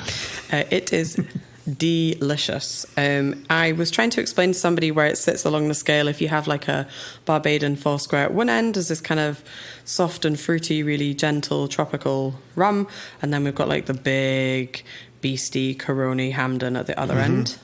I'd say it's shifting more towards that kind of heavy, dirty, fusely rum, but it's not the full way. So if you're maybe a bit of a rum skeptic and you're not sure you want to commit from growing all those lovely tropical Foursquareiness, this is I would say a safety adventure into something a bit more technically heavy punching, but you're not going full Jamaican funk. Yeah, this is an adventure into the Amazonian rainforest with a guide who's not going to take you to the most problematic zones. Yeah, he's not going to leave you on your own to fend. Yeah, so you got a Sherpa, but for the Amazon forest. Okay, yeah, there you go. So this is a Guyanese rum from a distillery that no longer exists. So yeah, cracking as well. It's absolutely delicious. Cracking. Very excited about bringing that. So that's our 4 that I am not going to talk about the colour of, which is my favourite thing you guys do on the podcast. So the colour is remarkable, though. I think you'll agree. Just look at that colour, man. I've actually... So rich. I've picked the 2 pale ones to talk about. So I'm going to hop. Our first one that I want to talk about is our world whiskey in this release, which is Mackmyra, and it comes from Sweden. And this is kind of we've just bottled one for the US online. This is a different cask. This is in bourbon, and this is a 13-year-old. So when Jason and I were sat thinking about these the other day, I have some friends who have casks from the distillery, but I've not seen an official release from the distillery with anything this age on it. So it's quite unusual in that sense. Very much so. It came from our 200-litre barrel. And like we discussed a little bit with the other ones, it had a suspiciously high fill level in the barrel, but we've lost a lot of ABV because the angels in Sweden are very greedy. And that's because this cask, like our one that we did for the one online, was matured in the Bodus mine. So that's underground, and it's got a high level of humidity there. They used to use the warehouse for growing mushrooms. So that kind of helps in your mind create a little bit. Tells a story, doesn't it? There's no mushrooms on these casks, don't worry. The mushrooms are no longer there. But it's got that kind of humidity dankness. Yeah. So Did the you lose a lot of psilocybin alcohol. get in through the wood into the spirit itself? Yeah, no. Funnily enough, listeners will not detect any sort of mushroomy aromas. It's very pale. It doesn't look like a cream of mushroom soup. It's not a... that was a... I'm worried now. Listeners are going to write in and be like, you're right, this one does taste like a mushroom. It doesn't. It's all in your mind. Yeah, no, it's not dank. No. It's not dank at all. So this had lost... basically not a lot of liquid in its 13 years underground, but quite a lot of ABV. So the natural cask strength on this was 48.5. So that's the lowest in our release. And I think our American one was also under 50% off the top of my head.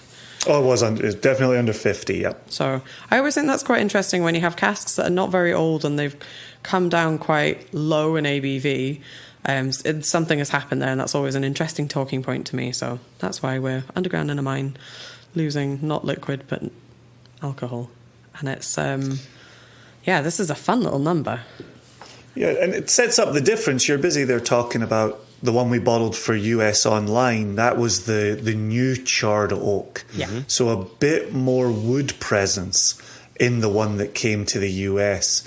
Here, when you've got the ex-bourbon influence, do you find the Mackmyra spirit shining through more in this one? I think so. This is very... I picked this because it was very typical Mackmyra to me, that has aged out a little bit. I know this probably is psychological, but I get a lot of kind of baked goods, cinnamon bun type things out of this, even when I'm not thinking about cinnamon buns, which, let's be honest, is most of the time.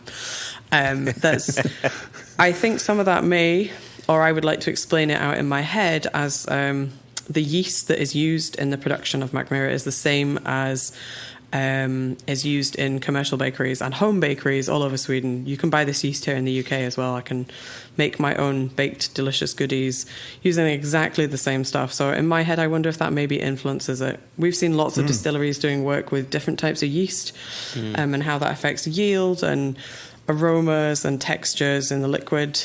And I feel like that very much is at play here too. It's a much kind of softer spirit, I think. And at 13 years old, I think it's mellowed out really nicely. That kind of like aggressive spiritiness that you can sometimes get in young whiskies has mellowed out really nicely. It's just got a really nice kind of warming spice to it, which, yeah, again, gets you thinking about being in a bakery. And our tasting notes, when we wrote them, were definitely heavily influenced by that.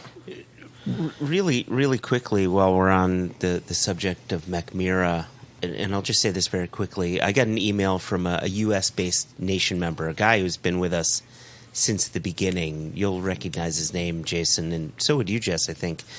Dana Simon. Oh, yeah, very much so. And he is a single malt Scotch whiskey guy. That's what he likes. When we release our bourbons and our ryes, he's like, yeah, I appreciate that you do that, but that's not my bag. And he'd reached out asking, what I thought of the Mackmyra. Would he like it? And I said, please pick it up. If you don't like it, that's fine. Let me know, and I'll take the bottle off your hands. Kind of situation.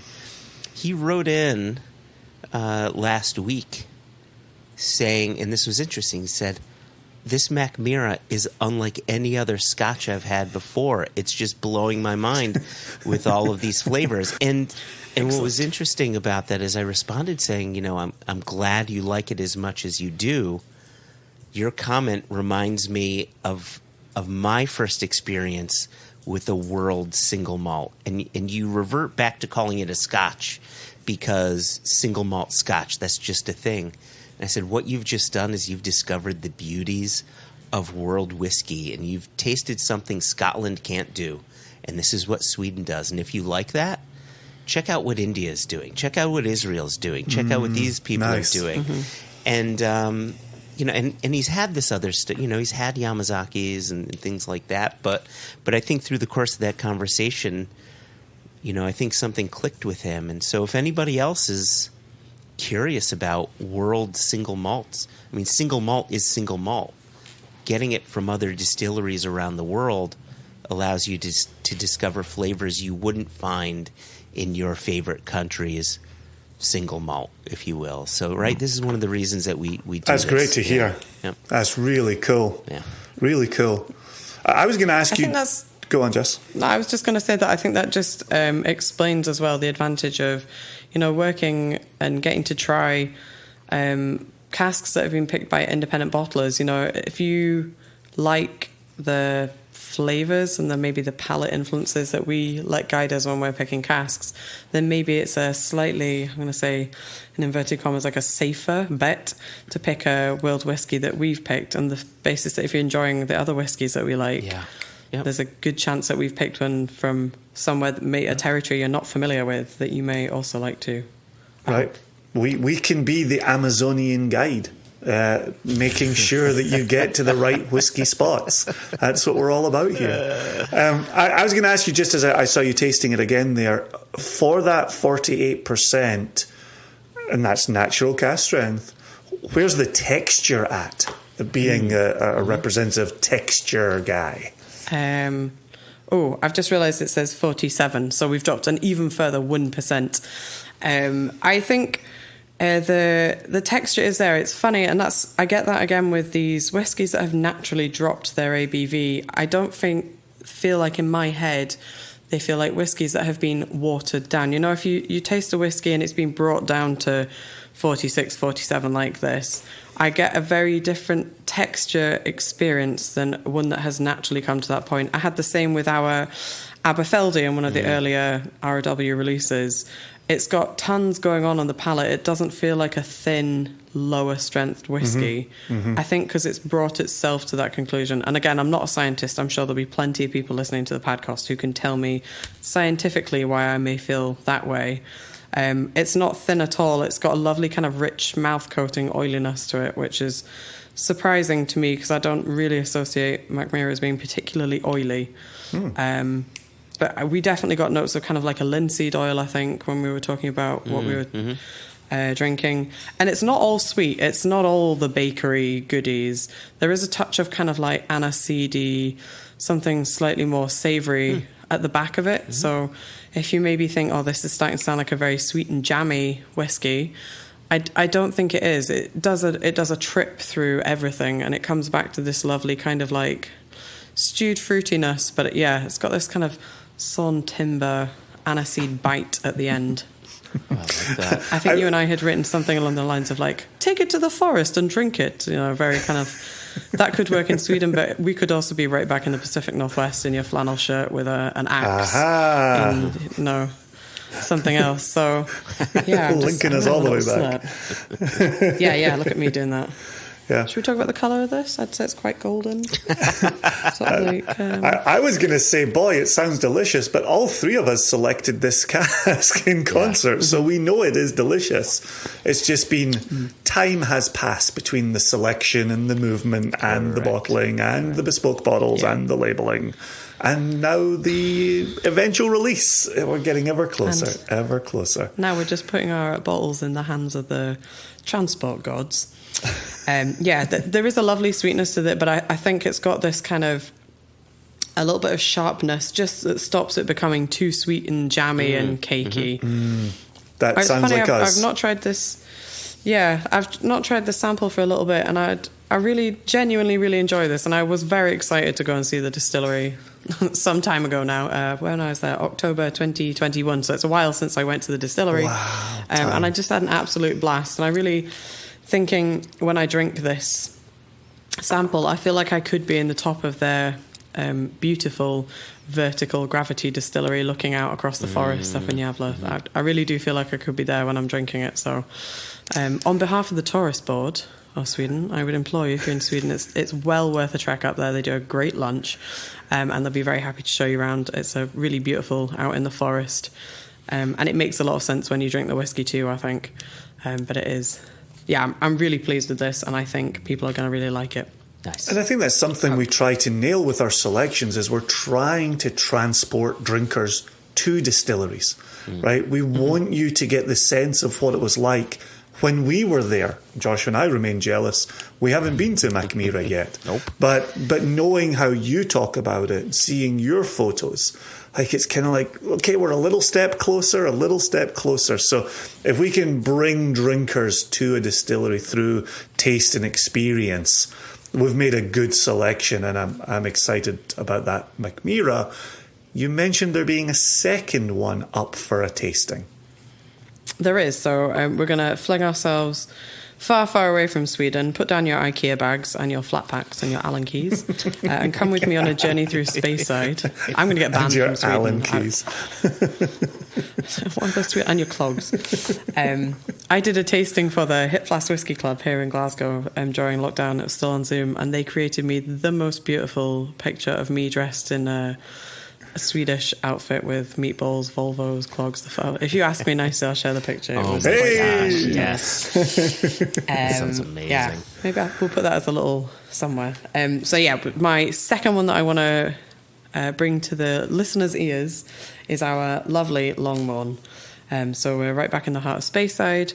I really wanted to highlight this because I don't think you see a lot or enough, to my mind, of independently bottled Longmorn. And this is a particularly delicious one. Again, we're in refill bourbon here, so we haven't got anything particularly outlandish on the go or unusual like our French oak with the Linkwood. I just think this is a great example of really solid, delicious spirit put in a cask that just lets it age out and do the talking. So here we've got a 23-year-old, so it's our second oldest in the release. Only the rum is older. And this is what I like to call the kind of jewel in the crown of the release, which means it's a little bit pricier, but it is also a single cask 23-year-old Longmorn, so that shouldn't come as a surprise, I think, to whiskey shoppers amongst us. Certainly should not, no. Yeah, you don't see a lot of well-aged Longmorn out these days. Jason and Jess, do you remember your first Longmorn? I remember my first Longmorn visit to the distillery. I'll tell you that much. I do too. It was a special trip. I usually just drive past going, in those trees, that's Longmorn. Which is partly why my trip was so special, because I get to go through those trees to that distillery. I was like, oh, it is real. There is a real distillery behind here, like people have been saying for years. Did you think it was an elaborate ruse? I did. I also, like all the water treatment plants behind trees. One of the things that I love about Longmorn, especially Longmorn in bourbon at a decent age, is you're getting every bit of that distillery. You're getting every bit of the beauty of that distillate coming through. And you know, sometimes as independent bottlers, we're showing people an unusual side of a distillery, and sometimes we're showing them exactly why that distillery is so great for doing something that's typical of their style, but yet a wonderful example of their typical style, which I really love about this one. Yep, agreed wholeheartedly. This bottling is definitely classic Longmorn. We've not done anything funny here. We've not done any re-racking to try and direct the spirit towards something else. We've just let this do, you know, what it was. And I think it's just a really delicious. Again, we've got a really nice balance, I think, here of the kind of, there's a sweetness, but we haven't gone too far into the jammy, playing around, I think, as well, because it's bourbon. We've got a kind of like some sort of weird mixtures of like herbals and sort of chamomile tea, I think I seem to recall when we wrote the tasting notes of this, but there's a little pepperiness at the end that just kind of pings off your tongue as you swallow it, and it kind of really rounds the whole thing off. I think this is it reminds me of one of the reasons why I love Scotch whisky in particular, because we can have, you know, young and punchy and playful malts, but you can also get the chance, like in this bottle, to appreciate something a bit older that's taken its time and has rounded itself out a little bit, and it's, you know, nothing is overwhelming here. It's got a really lovely kind of rounded collection of subtle notes. This is a really fun whiskey to sit and try for a while. This is definitely a slow sipper of a whiskey. This is not a quick dram and head out the door type whiskey. You've got that kind of, you know, lovely kind of patisserie bakery notes here too, but this cracked pepper that when I came back to it when we were writing it up and taking samples, I just kept coming back to this black pepper that's just a little bit zingy. It's also a noble whiskey, I think I would like to call it. That's well said. A noble whiskey that is the jewel in the crown. Listen to this. This is pro level today. I like hearing about this black pepper note because it tells me that the cask, even at refill, still had an influence. Right? Yeah. Something was still coming through. It then suggests to me that you could have some of that wood framing on flavours and textures, so you don't have an older kind of flaccid Scotch whisky here. Like there's still structure to it. Makes me very happy. Yeah, I think we've bottled it at a great age. I feel like this probably could have gone on a little bit, but it was just doing a lot of kind of talking, and even having a little sip now while you're talking, it's really making my mouth water, which is not good for editing sounds on a podcast. I like the ABV on it too. Like 51.8 for a 23-year-old is just a nice, solid ABV. It's got enough alcohol to keep the structure. I like what you said, Jason, before about the structure of the whiskey. And I'm looking at the flavometer that we have. Again, back to the redesign of the labels here, right? We've slightly redesigned our flavometer. But not too much. It's always a popular talking point, this flavometer. Just the Why would look not trademark of it. This word? We adjusted the look of it slightly to match the label. And what's shown here is how much of that floral component is here. And you said it before with the chamomile tea, that sort of just delicate white tea coming through, which is so nice. Yeah, I think it's quite surprising how delicate this whiskey is for something that's over 50%. Yeah. It's quite a contradiction. You wouldn't expect it. You know, if you had to pick the ABV on this, I think you would maybe lean more towards the kind of Macmillan numbers than maybe this. I was very surprised by how kind of nice. It's not a in-your-face shouty whiskey. Yeah, I think Noble is a good fitting for it. That's awesome, Jess. Awesome. Well, we will continue to update listeners as they make it around the world, as they appear in new places, as they become available in the UK. And we'll update pricing as we go along as well. We're still early doors for releasing pricing, but we will say we've got some competitive little drinkers in this outcrop of whiskies. So we're always focused on price and getting it right and making it so that you're opening these bottles and drinking them. Don't collect dust on your shelves. Open them, share them with friends, learn about the Longmorn Distillery, taste a closed eye flut, taste something peaty from Loch Lomond, have Linkwood in French oak, have something from Sweden in bourbon, and have a cola red Ben Rinnes. Like, we've really run the gamut here. Oh, that was a good. I was rooting for you to not forget one. Then that was well done. Give yourself a pat on the back. Cheers. I was inspired by your pro level noble jewel in the crown here, Jess.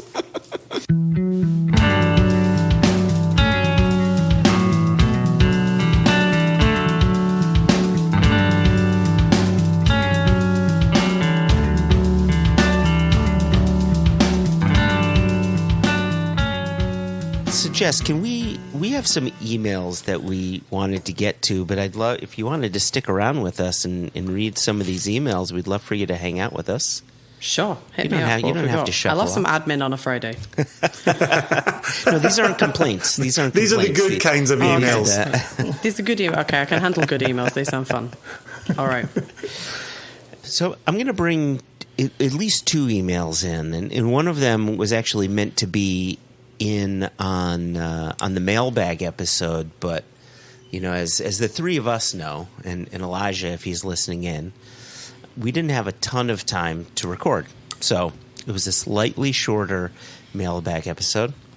So we're now getting to this one now. This is from Jim Cook, who's based in Massachusetts, and he's written in before, and he says, "Hi J&J," and I'm just going to throw in the other J just for good measure here, Jess. He says, "Well, as day follows night, my girlfriend has once again come into the middle of a conversation, a whiskey podcast, where a phrase or term has caused her to wrinkle her nose in disgust and me to make plans to move out to the doghouse in the backyard.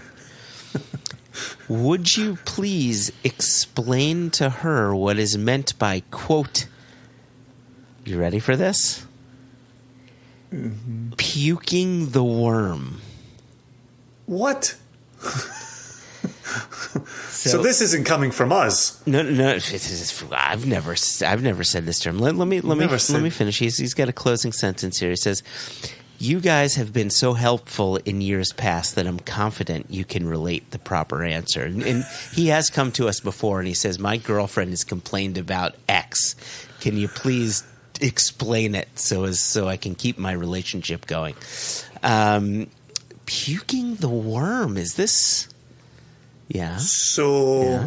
I believe it comes from former tequila days when the worm was in the bottom of the bottle.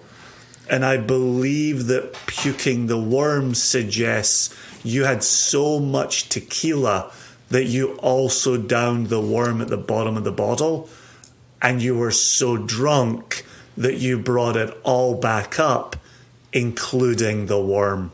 So is that you just making a supposition after having watched Poltergeist 2?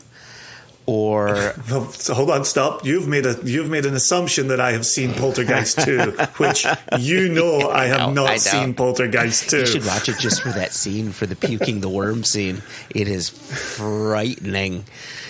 Listeners will know. Oh gosh, the worm turned into a big demon that came out of Craig T. Nelson's mouth. I'll have to share the clip on her Facebook page. Anyway, yeah, I'm good. I'm good. That's not a thing I need to watch see. it, Jason. So that's your understanding of the term. That's my understanding of that term, and it's fallen out of favor. Jess, what is your understanding of the term?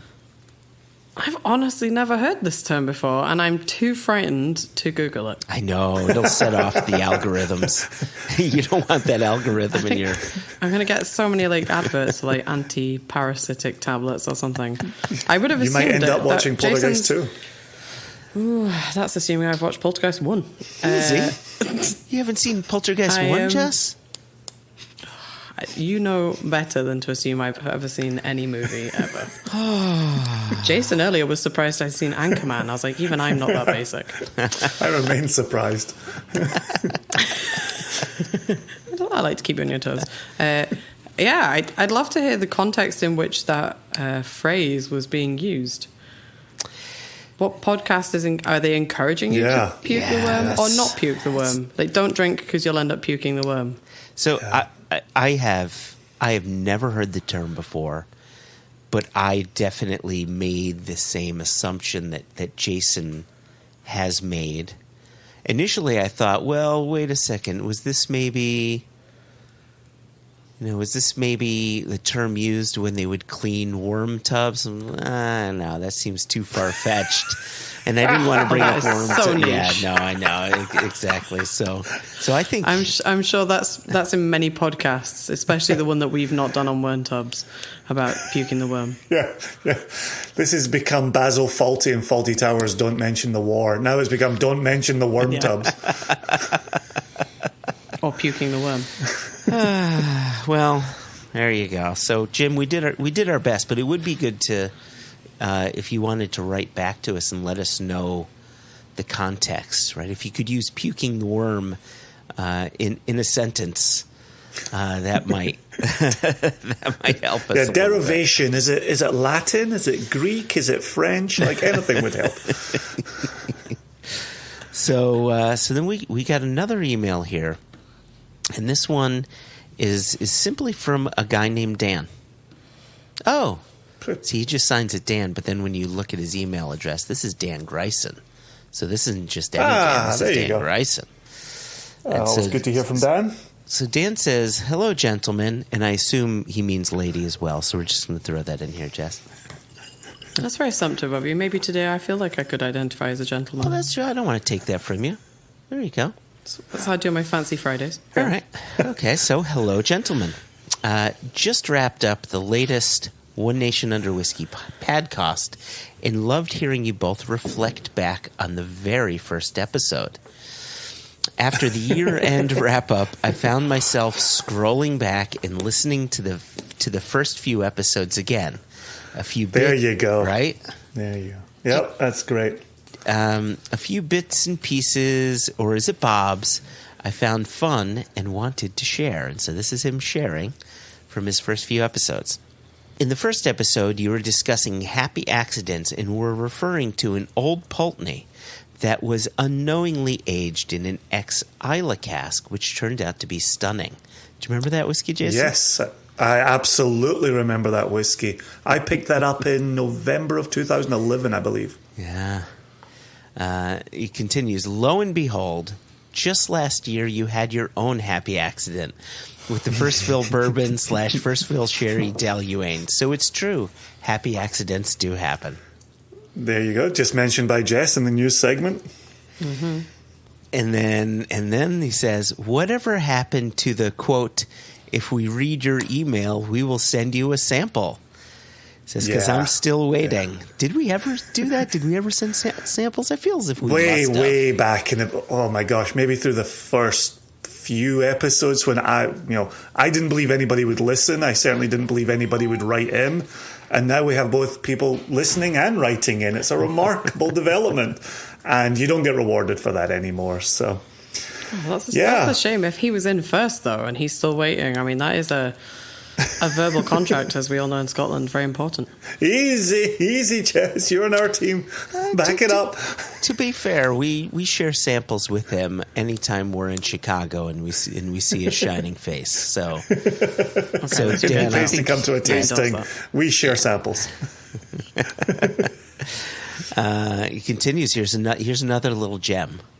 The birth of the paperboy. This is something I forgot. Ready? He says, Initially voiced by Joshua in his best paperboy voice, he finally emerged in episode 3 and has been ringing in the news ever since. I don't remember voicing the paperboy. Do either of you? Wait, was that you on the BMX? Yeah. Oh, Jess, I forgot to tell you. I was going to pick you up on my BMX. That's why you had a mouthful of hair. Just all curls in your face. Instead of a flat cap. A flat cap. Yeah, that's great. I have to go back and listen to that myself. The birth of the paperboy in episode 3. That's wonderful to hear. There was also, you know, I'm not gonna say it yet because he may mention it on this. Okay. But if ask me as I get to the end, and it just asked me as I get to the end if he mentioned it. So anyway, he continues. He says, "You mentioned doing an interview on Skype. Man, is that a forgotten platform? How did they not dominate the pandemic era? Zoom just came 100%. in and stole that away, right? Yeah. I remember us I've always using wondered Zoom that. for a little bit before Zoom was Zoom. Yeah. Yep. I thought that all the way through the pandemic. We're all on Zoom. Skype's been around for 10 years, 15 years. Why aren't we on Skype right now? Yeah. Never happened. Yep. Spot on, Dan. Zoom was a more efficient video platform. Yeah. Jess, do you know what Skype was? Yeah, I used to use it at uni. Okay. Right. It was there. We had it. It was a thing. Yeah, And then it went away. Oh, Jess, you're going to like this. Okay. In episode 3, the Seattle Jubilee recap, we hear for the first time the voice of Jess, or as Joshua introduced her, Jessica Lomas. Yeah. Hey. I remember me you with saying, my, ooh, full name check there. Yeah. I stand by that.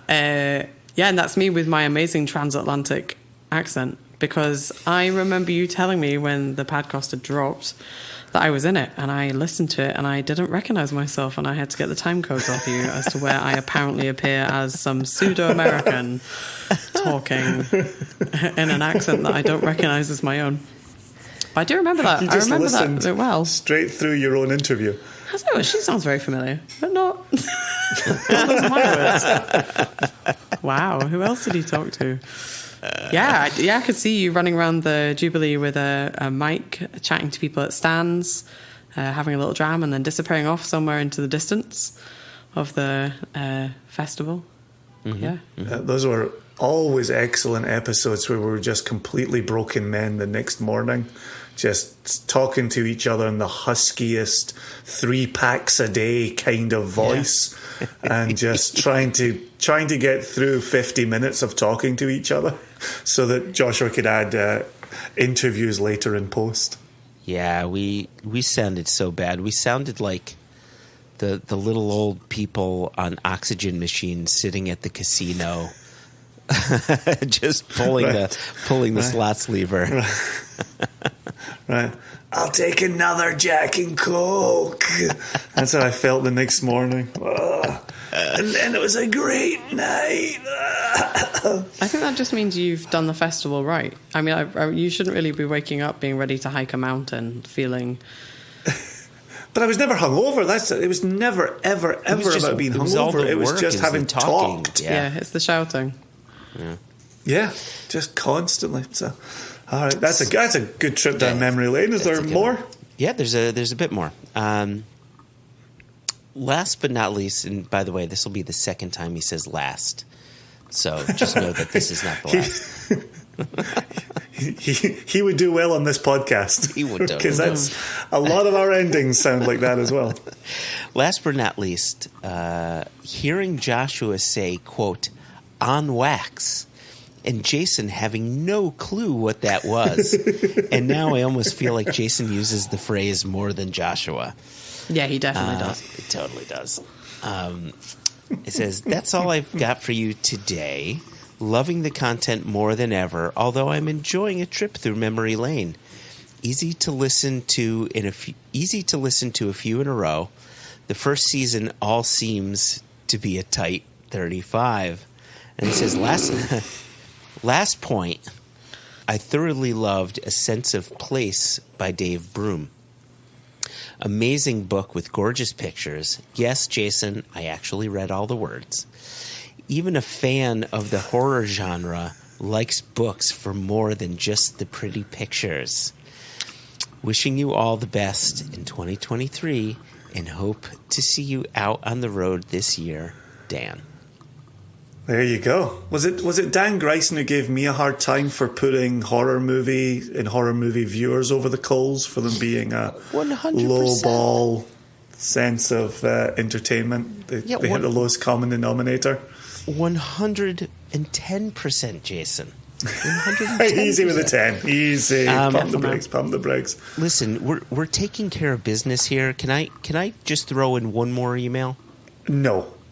Oh. No. But I want to get the thing. Did he cover the thing that you wanted us to remind you about? Thank you. No, he didn't. So the thing that I often think back to, and we did this once, and I thought it would be a recurring feature, and it wasn't, and I don't know if I'm thankful for it or not. But we did a commercial for your cleaning crew. And we did like voice characters of this. Wasn't that Cecil? Cecil. Oh my gosh. And the outtakes on that were amazing. Well, amazing for us too, because, so inside. But yeah, Cecil. Yeah. Wasn't it, you said cleaning crew, wasn't it the gardening crew back when we had a gardening crew a decade ago? Yeah. Yep. Gardening crew. Yep. A million years ago. I do remember the recording of that. It was hilarious. I was actually going to get us out here with one text that Joshua, you will rejoice that I am including this. You will rejoice. Let me get my rejoicing outfit on. Okay, go ahead. So this comes from Anthony Levinson, spirit buyer at Roma in New York City, who. Yes, indeed. They've been selecting a bunch of casks, and as we talked about having a retail episode with Holly Sidewand, we will also be including Anthony Levinson in said episode. Mm-hmm. And not because he writes what he writes, but once you hear this, Joshua, you're already on board with Anthony. I'm sure you're getting a lot of this right now. But I was totally on board with the Zappa reference from the Uncle Nearest podcast. Yes. Please give the Overnight Sensations album a listen so we can remain friends. Anthony Levinson is a really smart guy with excellent taste. He continues in this, again, in text to me. I loved your reaction. Almost like someone slipped you some acid and you were just starting to realize what's going on? What's happening? Am I supposed to know what's happening? And I texted him back, that was exactly my feeling. I was so fucking confused. Jason, I think what confused you was Dynamo Hum. Stop. Dynamo Hum. Where's this dynamo coming from? I done spent 3 hours and I ain't got a crumb from the dynamo from the Dynamo Hum. Anthony writes, where it was a delightful dose of dramatic irony for me, most of the listener base was probably right there with you. Maybe Zappa does not quite have the reach of Indiana Jones just yet. I'm with him there. Like I think Indy's got more appeal, generally speaking. But I would argue, listeners, please support me in this. Right in. So when Anthony texted me and said, I'm sure you're getting a lot of this right now, and then went on to support the Zappa reference, I was like, you are literally the only person I have heard from. Jess, how about you, got Jess? the Zappa reference. Where are you on the Zappas? Definitely lost on Zappa references. Sorry. I'll go away and, correct that just to be on your side, but currently, no. Overnight Sensations are fantastic. fantastic album. Okay, that could be my walking home music. I will be asking my device to play the Overnight Sensations album as I work through some emails in the office today. So I will have heard it by the close of play today. Beauty. I appreciate that. Well, Jason, thank you for bringing in the text. Jess, thank you for bringing in the news. I knew you'd love it. To Matt Hofmann, thanks so much for all your time and that day. And, hopefully Anna and Shane are listening to this, and Elijah is listening to this. Just being in the Pacific Northwest with everybody was a really special time. Mm-hmm. And to the people that wrote in, and to anyone else who wishes to write in, we will try to do a much better job bringing emails in. So go ahead, questions@onenationunderwhiskey.com. Whiskey, of course, spelled without an E. That E gets you nowhere. You can also email us, info@singlecastnation.com, and we will do our best to get your email read within a 6-month time frame. I mean, I think that's fair, right? Is that a fair statement? Yeah. Get it on wax? Maybe within this calendar year. There you go. Not the fiscal year, though. That's going to be a bit different. No, not the fiscal. Never the fiscal. It's always the fiscal with you. It's always in the fiscal. All right. Cheers, Jess. Cheers, Jess. Joshua. Cheers, Cheers, guys. listeners. Cheers, Westland team. Cheers, one and all.